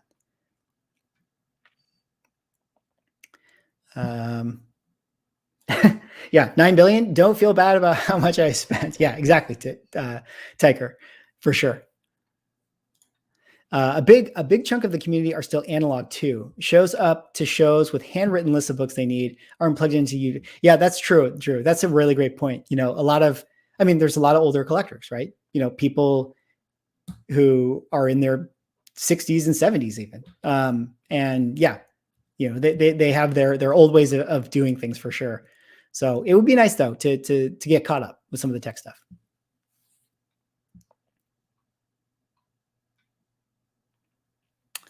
Tishu. Disney has very much watered down the storytelling we see in the books, although many of the silver stories were also very corny. Yeah, I mean it's different eras of storytelling, right? I think the one thing I think is interesting about the current trends of storytelling in comic books is they feel very very heavily reliant on like cliffhanger type stuff, right? Where this is like, you have one shot issues, they do the one shot. And like a lot of the older books, especially like Silver Bronze, things like that, like the story would be like in the issue. Now the story feels like, all right, cold open, with the modern comic books, cold open, fight happens, show some stuff.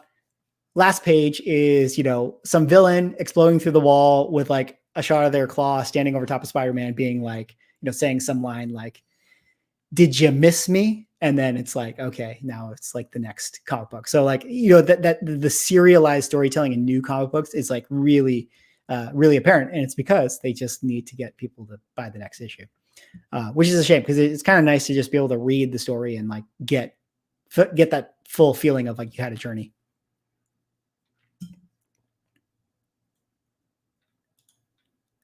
Yeah, Captain America and the Winter. Yeah, I liked exploring that idea. I would love to see more of that, or understand more of like what's going on, or are we ever going to revisit that? You know, we have this organization that Sam was talking to about the whole like they have to navigate like the whole people coming back from the blip and stuff. Like, are we ever going to see them again? Like, are we going to learn more about that? It'd be nice. No. Bobby here. After discovering Drew from Coma Comics and discovered he was at my local Comic Con, I made a point to look him up and shake his hand. Hey, that's awesome.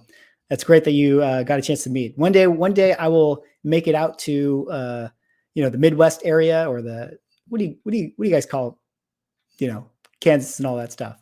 Is that Midwest? Middle of the country? I will definitely make it to a show out there. Let's see. Going through. Hard to say. Probably best to just appreciate the ride, love the content, and I think a banger. Yeah. I feel that. Yeah, for sure. You just gotta enjoy it as it comes. Black Widow is my favorite movie of Phase 4. Yeah. Well, Ryan, we've talked about this. You didn't love Spider-Man. Spider-Man was my favorite Phase 4 movie, but like outside of that, I would say that Black Widow is my second favorite of the movies in Phase 4. I would agree with you in that sense. Still catching up to chat, guys, here.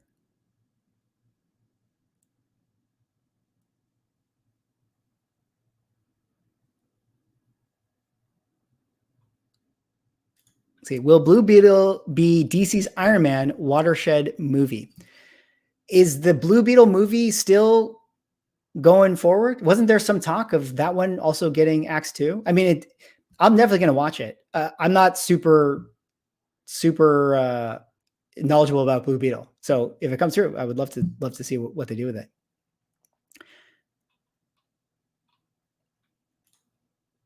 Hulk 181 was overprinted. You don't see that book being affordable. Oh yeah. Okay. You guys are talking about the 181. 181 is overrated. Oh, we got some 181, 180 fans here. Uh-oh. Hulk 181 was when people still read, rolled it up and handed it over to their friends to read, and they got beat a little bit. Back then, sports cards were much more collected. Oh man, the sub creases in 181s. Let's see here. The 181 conversation has begun. I wish 181 was 100K for a 9. Man. 181. Let's see if I can get through the chat here, guys. Go down. Keep coming through.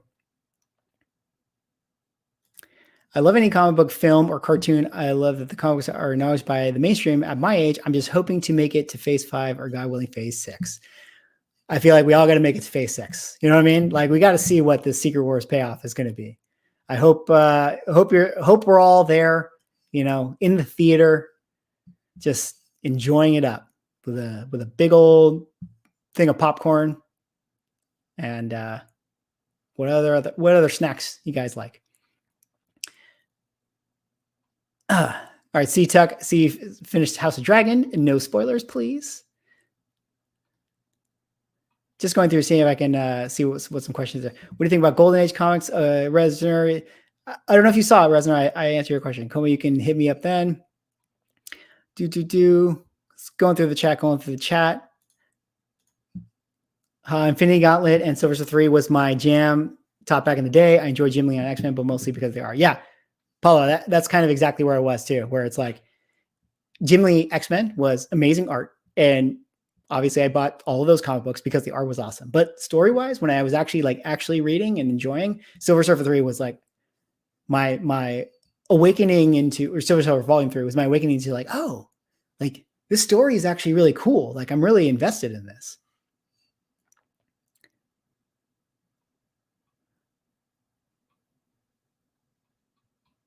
Going through the chat here.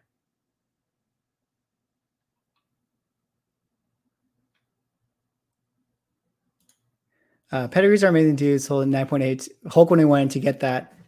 Oh yeah, the 9.8 sold. I mean, I think we're all waiting for the 9.9 to be sold of Hulk 181. Well, if that would ever be sold, that would be some news for sure to see what that would actually go for. I think I've had conversations with like Ryan and Drew. We've had talked about that book before, but easily $1 million book, as you guys for sure could assume. But it'd be interesting to see what are we talking about here? One copy is 9.9. What's your decision-making process for Silver Age Marvel books to send into CGC? Thank you for all your great content. Hey, Silver, thanks for the question.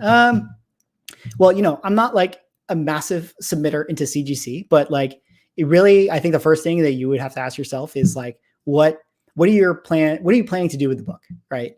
If it's for your personal collection and you don't plan on selling it, then you need to kind of figure out like, well, why do you want to send it in, right? Is it just because you like it? You like it in the slab, it looks nice to you, then I would say just send in whatever you want, right? If it's to preserve the book because maybe you want your family members to know that, hey, this is valuable, you shouldn't just like sell it to some comic book store one day when I'm gone. But I think what you really need to do is look up the fair market value of the book that it currently sells for. Like, let's say you have a book that is like a 4.0, see what the fair market value is. And then think about like, what did you buy the book for? And then think about like, well, okay, what is the cost of the grading to do it? Are you going to press it? And then kind of like combine all those fees together and then ask yourself, like, if you bought this book for X and then it's going to cost you this much to grade it, and then it's going to cost you this much to press it, is that value that you're in the book for now equal to, or hopefully less than, what the fair market value of the book actually sells on the market? And if it is less than that, then you're probably good to slab it. But if it costs you more to slab the book and press the book and do all that stuff, and now it's like you're at a sunk cost, then I don't think it's worth slabbing it, right? But again, it all comes down to what you want to do with it. Because if your plan is to sell it, then you just want to make sure that you still have some margin there. Like you're still in the green to some degree. So again, like, what did you buy the book for? How much is it going to cost to press and grade it? And then is that now less than what the fair market value is commanding, so that when you actually go sell it, you can make some profit on it. If it's for your PC, then it's just whatever you want to slab is what you want to slab. So that's kind of what my process has been for like the handful of things that I've been sending in. And yeah, and some of the books that I send in, I intend that these are going to be books that I keep. And then some of the books I send in these are going to be books that I will likely sell, because grading is expensive, right? Like, I graded like 12 books and it costs like $900. So how was I always want to try to offset my costs. So like one of those or two of those or three of those or whatever how many books I had were going to be books that I was going to sell. And I had to do that sort of calculation. So hopefully that answered your question.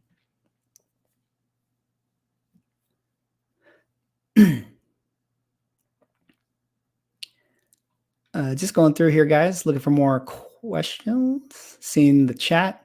Thank you guys for hanging out with me tonight. Hopefully this is fun. I mean, I'm just kind of rambling, didn't really have too much of a plan. A lot of Marvel books are moving because it's a machine at this point, but do you collect anything DC? I'm a Flash guy myself. I can usually get some good deals, but finding them is tough. Yeah, Ace. So I grew up on Marvel, I was always a Marvel guy. I do like DC a lot, and I have an affinity. Like, I love Batman, I like Superman. I'm really intrigued by Green Lantern. I haven't done enough Green Lantern reading, but when I just look at like the roster of DC characters, if there was a character that I would want to like throw myself into, I think Green Lantern would be it. Either Hal Jordan or John Stewart. Like, I would read either of it, because like, to me, Marvel, like, I love Silver Surfer. So I'm very much attracted to like the cosmic type of stuff. And it feels like Green Lantern would be a good character to dive into for that. As far as collecting, I have like some DC books, and some of it was moved by Spec. Like, I bought the first Vigilante book after I watched Peacemaker because I thought Vigilante was hilarious. And I just felt like I had to get it. So I picked up that book. But there's some other characters I would get. Like, we talk about Golden Age here.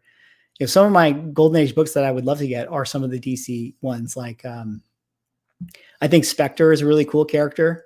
I would love to get some like fun comics, like some of those books or like some of those old covers with Spectre on it. I don't know too much about him other than he's like Ghost Rider mixed with Doctor Strange, So Spectre would be kind of an interesting character. I'd love to get some stuff like that. Let's see here. You recommend selling at a flea market. I've never sold at a flea market. I don't know if anyone else has had experience selling at a flea market, but I would imagine that it's really good. I mean, like, I think for a lot of people, I think selling at cons and local cons is a really great way to sell your books. You don't have to take pictures. You can just take cash. You just put your bid on a table and let people go. So I would imagine selling at a flea market would be a really good idea. Hey, Swag, I always appreciate your great videos and information. Can you explain the reasoning of CGC slabs and raw books? Because I buy raw books, but the slabs are always 2 or 3 times the price. Hey, King Hippo, thanks.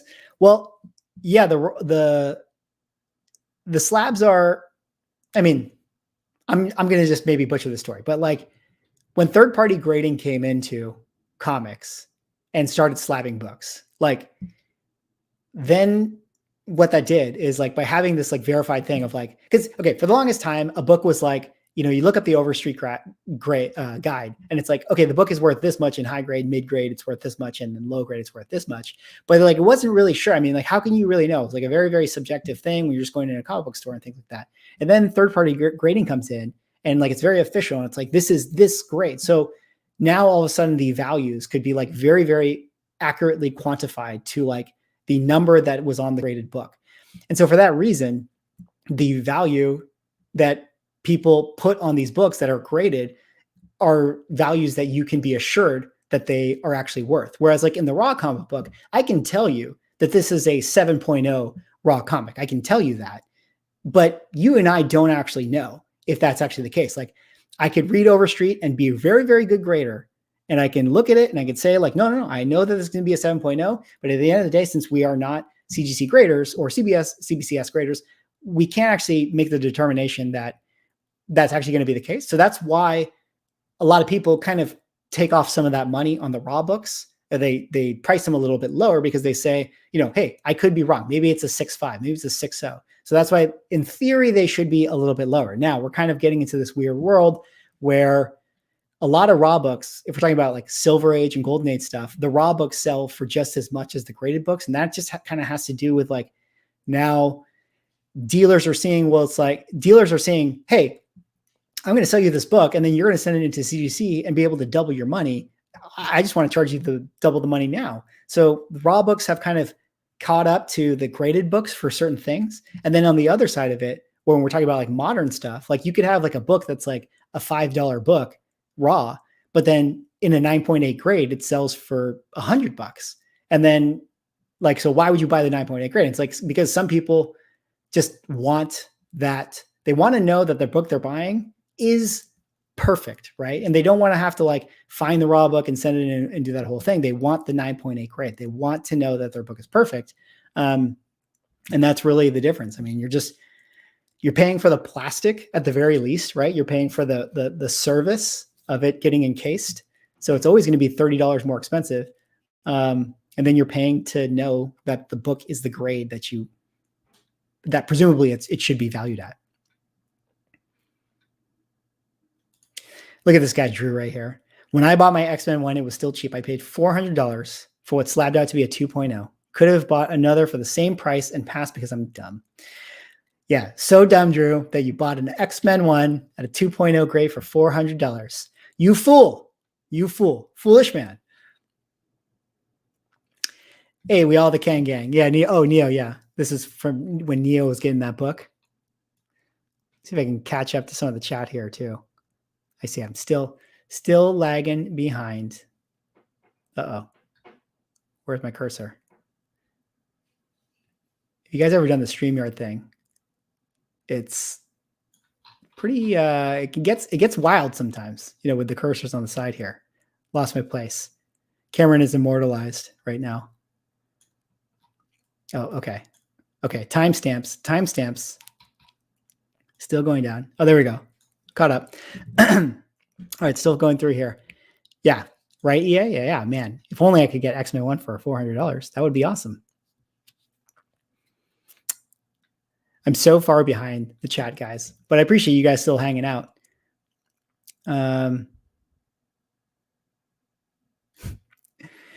This is serious now. How many acetate covers y'all holding? I personally have 69 copies. Man, I do not have any acetate covers. I don't think I will ever be buying acetate covers. You know what's interesting though? Like, they're still selling. It's pretty crazy. They're still selling. But there's quite a lot of books listed. I noticed. You know what I mean? Like, or maybe not a lot, but like there's still like, 15 copies that are listed on eBay to be bought, which like seems like a lot, right? Or maybe it's not a lot. I don't know. But there's people are still buying like 4 or 5 every day, at least on eBay. Dan, hey Mickey, what is your personal end game for your comic book collection? Keep them forever, pass to air, sell them all eventually? Thanks. It's a good question, Dan. I mean, what is the end game? What is the end game? Well, the end game is just to continue to have books that I really cherish, right? Or I guess that's not the end game. The present game is to continue to have books that I cherish. I'm very, very much kind of adopt the like Marie Kondo style of comic book collecting, where it's like, if this book does not currently bring me joy, then I will sell it. And that's just kind of how I keep like a revolving door in my comic book collection. So it's like every book that like is on the wall behind me is a book that like I appreciate every day. I look at it and I enjoy it and it brings me joy. So I'm constantly looking at that stuff. I think the goal for me is to probably pass them on to somebody. I don't have kids, but I do have a lot of nephews and nieces and things like that. So I would definitely pass them on to people who maybe enjoy them in the future. And yeah, just continue to like what I like so much about comic book collecting. And this is like not quite like flipping or like doing that whole thing, but like what I love so much about this hobby is that it can always be a work in progress. Like you can always have goals that you can work towards, and you can always like move books, and you can trade up, and you can find higher grades. You can find books. You could start to fall in love with books that you never really liked before. So it's just a really fun thing to constantly be able to mold your collection. So my end game will be always to continue to trade into books that I continue to enjoy, and maybe that lifts the equity of the collection so that it's all books that are desirable, so that I never at least lose out on the money that I've spent. And then, yeah, I'll hand them down to people eventually. I definitely want an Avengers 1.7.0. I want to work my way up to an Avengers 1.7.0. The thing is, it's very possible to do. I want a lot of big books, but my goal with my Avengers 1 specifically is to continue to trade into an Avengers 1 at a 7.0 grade. Hey, Swag, you watching the humidity in that room? Yeah, dude, it's getting crazy hot. It's getting crazy hot in here. You have to understand, I am in the valley in Los Angeles, and it gets really, really hot. It gets really hot at night, and we need to turn down this sauna right now. Just turned on the Nest. Thank you for the reminder. Let's see here. Cameron, it's going to take you forever to get a blue wrench. Let's fix this right now. Hold on. Sorry, guys. Cameron is going to stop the chat just so that we can give him a blue wrench, because you can't do it. Can't do it in the. I'll do it later. Cameron. Sorry, guys. Comic Book Crackhead says, what was the first comic book that you bought? What was the first comic book that I bought? I can't quite remember exactly what the first comic book I bought was, but I got into comic books in that 90s time frame with like the transition between Todd McFarlane and Mark Bagley. And so ASM 352, there's a run in the ASM, I think it's 353 actually. There's an ASM book that has like Darkhawk on the cover and stuff. There was like a storyline there that he had like him and Darkhawk and Nova and or Moon Knight and Punisher. I remember buying those books. So like right around there was like some of the first comic books I got. Empire Comics, what's going on, man? Good to see you. Oh, we got Hyper Comics in the house here too. Oh, you guys have been here for a while. Still lagging on the chat. Good to see you, man. Thanks for stopping by. Thanks for stopping by, guys.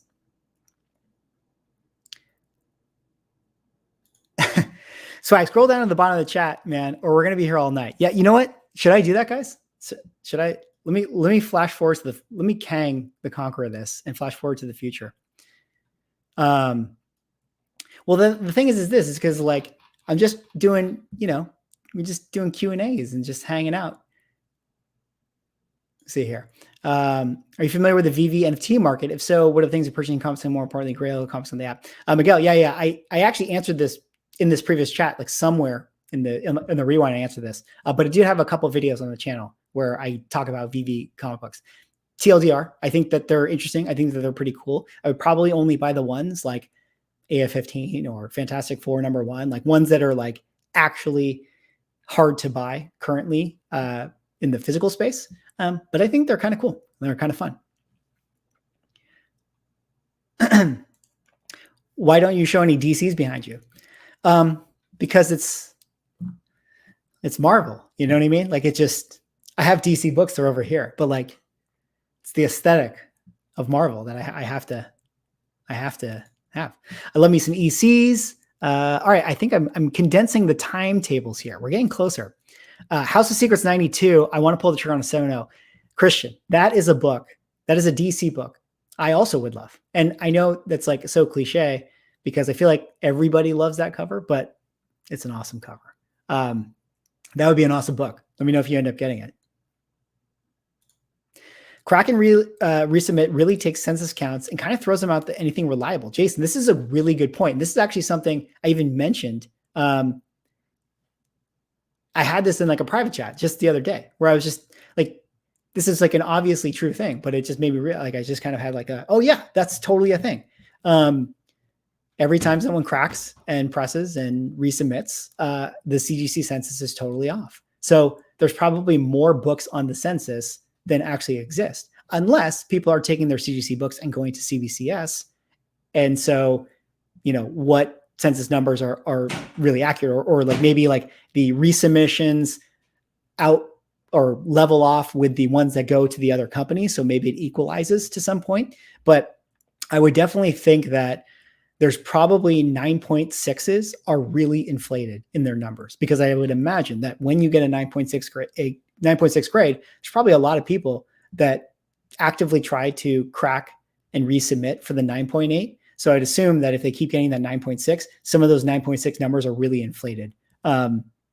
But it is really interesting. It's really interesting to think about that. Like, how much does that actually ruin the census data?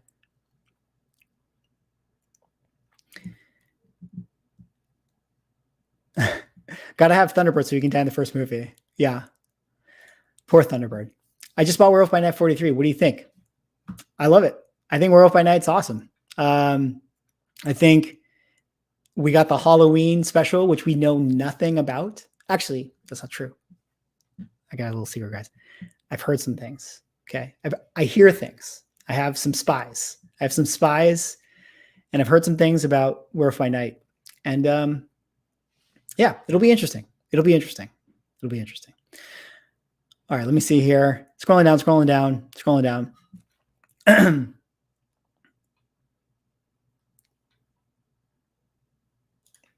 Haven't seen a spec book video in a while. How soon until we see a spec books roundup for phase 5 and 6 like you've done in the past? Like, you mean recapping like the values that they currently are? Or are we talking about like spec books? Oh, spec books forfeit.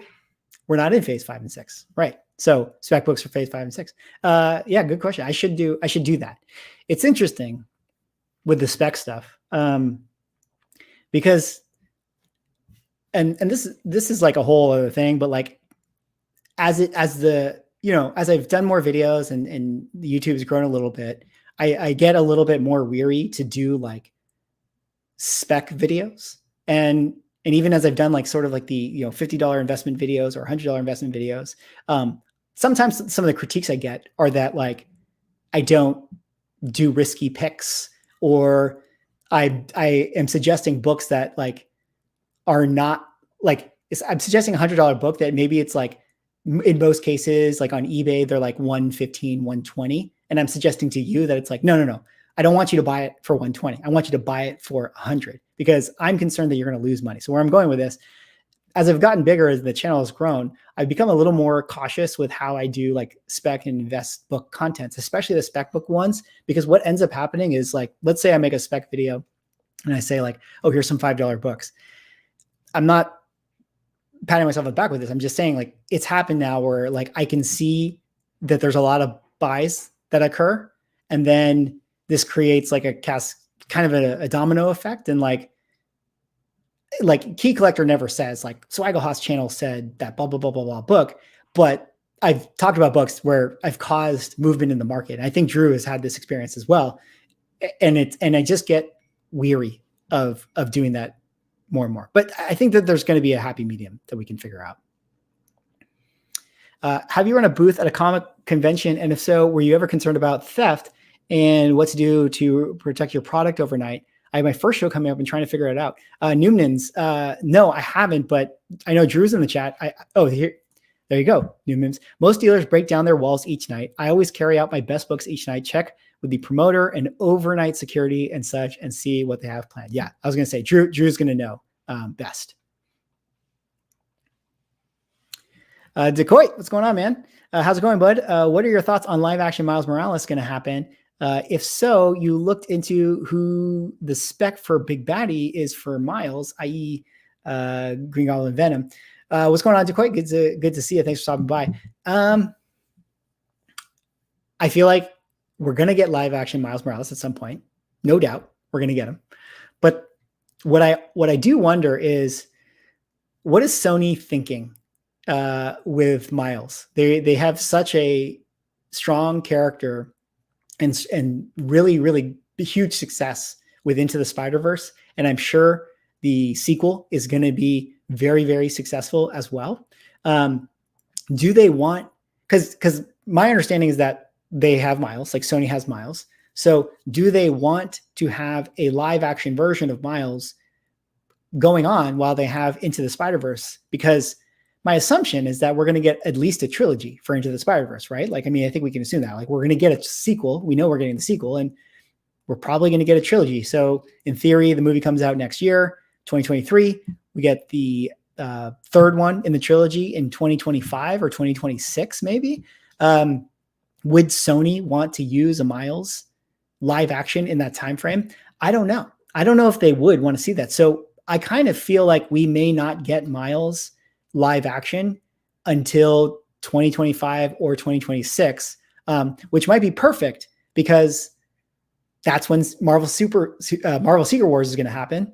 And then obviously, like you guys know, the story, Secret Wars is going to reset the universe. Everything's going to go crazy, whatever. Battle World, Avengers beat Doctor Doom, and then that resets the world. And now we have like the new MCU reset, and maybe Miles will now be in it, So I could see that happening.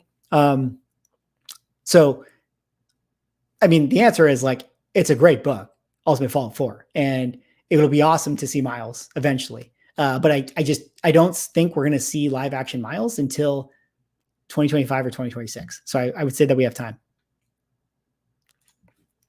I love how you're giving everyone a voice swag. Good stuff, homie. Oh, thanks, man. Yeah, I know it's a lot of fun to just go through the chat. It's just I don't know. Maybe I need to come up with a better system. My fear would be that if I followed the current chat as opposed to like this delayed thing where I'm answering it in reverse, is like, then I would run out of stuff to talk about. So it's actually easier to know that I have like new questions coming up. So thanks guys for hanging with me and just like waiting to get to the answer to your question, which is like 30 minutes behind everything. Anecdotally, on the state of grading right now, my buddy and I both subbed 2 books to Saturday at C2E2. He went CBCS, I went CGC. He got his books back Friday. Mine are still scheduled for grading, same tier. Ooh, interesting. Drew, were those same tier? So were those moderns? Because I'm interested with the announcement with CGC where they're saying like their modern, what is their modern turnaround right now? Like 11 days, like something crazy. Which I love that it's like CGC can't win right now because like there's always going to be some way to meme them where it's like, oh, you're gonna turn around in 11 days. Are you even gonna grade my book? You know, where it's like, isn't that a good thing? They should like just churn this stuff. But 11 days does seem really quick. How do you feel about them changing possibly the X-Men to people of color? Yeah, this is an interesting topic. It honestly just depends. Like at the end of the day, if it's good, it's good, right? Like that's all that matters. If it's good, it's good. So if they want to change the person, then just do it. You know, I would say that if there are certain characters that, like, here's just my own personal opinion, and hopefully you guys don't riot with this, but like, it just depends on like what character, because like the talk is Giancarlo Esposito might be like Professor X, and I'm down with that because I got a visually accurate looking Patrick Stewart Professor X, so I'm okay with that. But if we get like, I don't know, like finally we're going to see certain character who we've never seen on screen before and they don't do the comic accurate version, I'm going to be like, no, like I've waited decades for this. I want to see the comic accurate version. So that's my take. At the end of the day, if it's good, it's good, you know? You mentioned bagging and boarding books while listening to comic book YouTube podcasts. I'm presently sorting and boxing my collection while listening to your live stream. Well, hopefully you've caught up with your bagging and boarding comic book countdown. Appreciate that. I'm grading books that I intend to sell. Is there much of a value gap between CGC and CBCS? I believe that there is. Well, when we say much is a relative term, but I do think that there is a value gap for sure. I think that there are other people who could probably speak to it like more accurately, Jordan, but from what I hear, there is. Now, personally, for me, like I never expect to pay less for CBCS. Like if I'm going for what is a key book, like a silver key or a bronze key or whatever it is, I'm not going to like, I probably personally wouldn't use like, well, it's in a CBCS slab as like a leverage negotiating tool to like a dealer. You know, if they were like pulling up GPA and saying like, well, like, you know, last couple sales with this, and then I would say like, well, that's CBCS. I personally wouldn't do that. I'm sure that there are people who do it. So, but I do think there's a value gap. I'm sure people can in the chat can talk about that.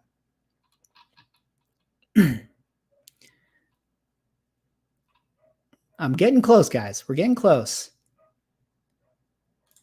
Syntax. I'm new to comic book collecting. I started with collecting Fortnite comics for the in-game content. Is that the Batman Fortnite books that came out? But now I'm working on completing a West Coast Avengers run. Love the videos, by the way. Hey, Syntax, appreciate that. I'm glad you like the videos, and yeah, welcome to comic book collecting. Got you through Fortnite, which is cool. Like, you know, when that Fortnite thing was going on, it's like, yeah, DC, Marvel, they should do more of this stuff. Like incentivize people into comics through other like partnerships. And if it's like, yeah, selling a skin in Fortnite or whatever it is, like they should definitely do more of that. So I think that's awesome that, you know, at least for you, brought you in.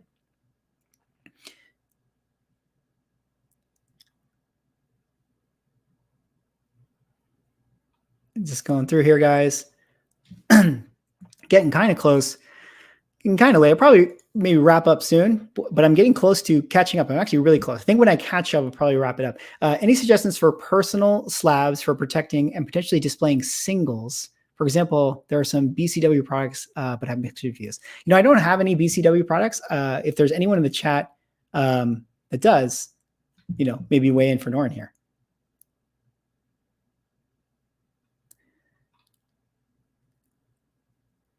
Looking through. Do you think the Whatnot app is good or bad for the hobby? Some of those sellers are just out there to take advantage of buyers and push the FOMO. Thoughts? Yeah, Jay, this is an interesting question, an interesting topic. I think one that I'm definitely going to, we'll definitely have to talk about more, I think, in future videos and stuff. Like, I don't think that I guess my TLDR with this, and again, I'm just shooting from the hip. I haven't thought too much about it, or like haven't put my thoughts, organized my thoughts, I should say. I think the What app is a good thing. right? Like a tool, it's a tool. It's a tool. It's a service. It's a good thing. It in theory should provide collectors a good way to acquire books, an easy way to acquire books. Now, are there going to be people who are unscrupulous with how they sell on Whatnot? Yeah, because there's going to be, shady people everywhere. So I do think that there's going to be negative experiences with the app in that sense. But is that really Whatnot's particular problem? I'm not so sure. Personally, it is I find it to be a tough place to purchase books that are highly desirable because, well, one, it's tough for sellers because they're probably going to not sell whatever the market is. But it's tough for buyers because, like, if you're buying like a $5 book on Whatnot, like, who cares, right? Because it's like a $5 book. But if you're buying a $100 book and then the countdown is only 15 seconds, it is really difficult. Like, you're going to have to really understand the values right away and really know what you're buying and not get swept up into that FOMO ticker, which is like the 15-second countdown. And that's just like a personal thing that I think like people will have to work on themselves personally. It'll be a tough one. Like, I know personally for me, I wouldn't want to have to buy in that situation. Like, it's already a little nerve-wracking to like bid on eBay auctions or like comic auction, houses and things like that. It's already a little nerve-wracking in that sense, let alone having like a 15-second ticker. So we talk about the FOMO aspect. I think that can, if you don't do your homework or you don't know like the thing that you're buying, I think that can create a lot of FOMO just in terms of like the way that the app is constructed. Now, I don't necessarily think that that's a bad thing with the app because I think that that's actually how the app needs to function. Because it's a live show, got to keep it moving, got to get through a lot of books. Can't have, 5-minute countdowns, got to have 15-second ones. 20, 30 years from now, what does the market look like? Darkhawk #1 is the most expensive book in the market. I will be laughing to the bank. Everyone who doubted Darkhawk #1 will be begging for forgiveness from me. No. What is 20 years from now? It's 2022, 20 years from now. How old am I? I think 20 years from now, the market will still be pretty healthy. 30 years from now, I'm not so sure. That's what I think. On the one hand, I think comic books, this is like a whole video thing, and it's impossible to know. The question is this: will young people eventually want to own key comic books? I think that young people will always like Spider-Man, but will they want to own their love for Spider-Man via form of comic book, or are they going to be owning the NFT of Spider-Man? I think that they probably would rather own the NFT of Spider-Man. But I do think that Spider-Man will still be popular 20, 30 years from now.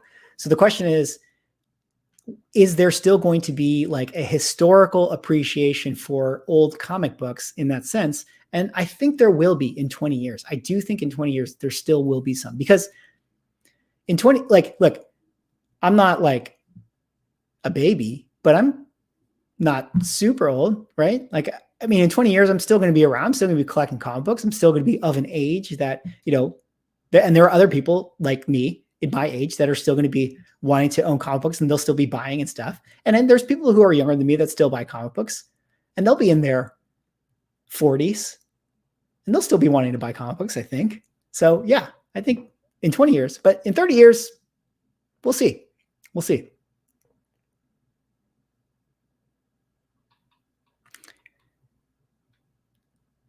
Okay. Flipping through. Do you think Black Knight will be in Blade? Do you think he might be used as a big link between the superhero and supernatural in MCU, since he's both mystical and was in the Avengers? Mark, yeah, it's a great question. Yes and yes. I actually think yes and yes. It feels like 100% that he's going to be in Blade.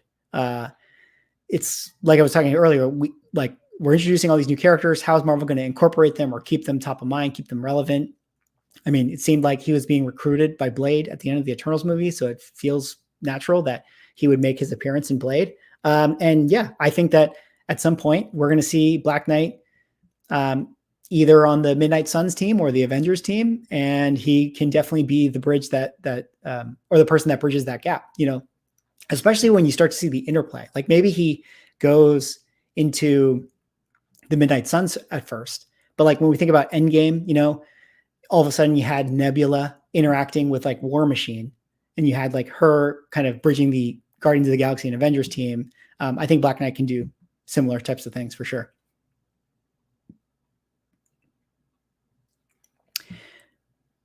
All right, going through.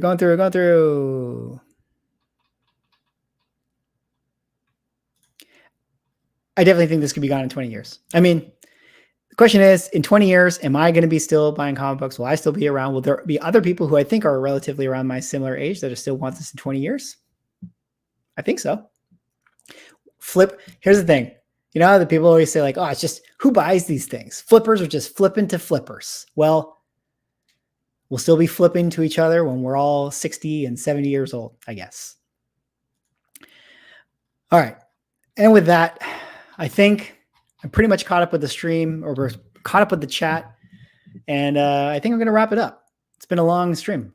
Been going on for, 2 hours and 20 minutes, guys. 2 hours and 20 minutes. I got to refill my water. And yeah, thank you all so much for hanging out. Hopefully that was enjoyable. Appreciate you guys hanging on this Sunday evening. I definitely want to go check out Game of Thrones now. But yeah, let's see. Oh, last question here. What about Marvel Age 97? Is that the 1A of Darkhawk? Well, I'll say this, Richard. I think Darkhawk 1 is better. I think Marvel 97, I think there's going to be people who are going to, like when Darkhawk's in the MCU, people are going to be like, Marvel 97 is the one to go, blah, blah, blah. And it might command a higher premium depending on the supply. But Darkhawk 1's better. All right. With that, thank you all again. Thanks, guys. Appreciate you all hanging. Appreciate you hanging out. Yeah, I'll see you all in the next stream or next video. Peace.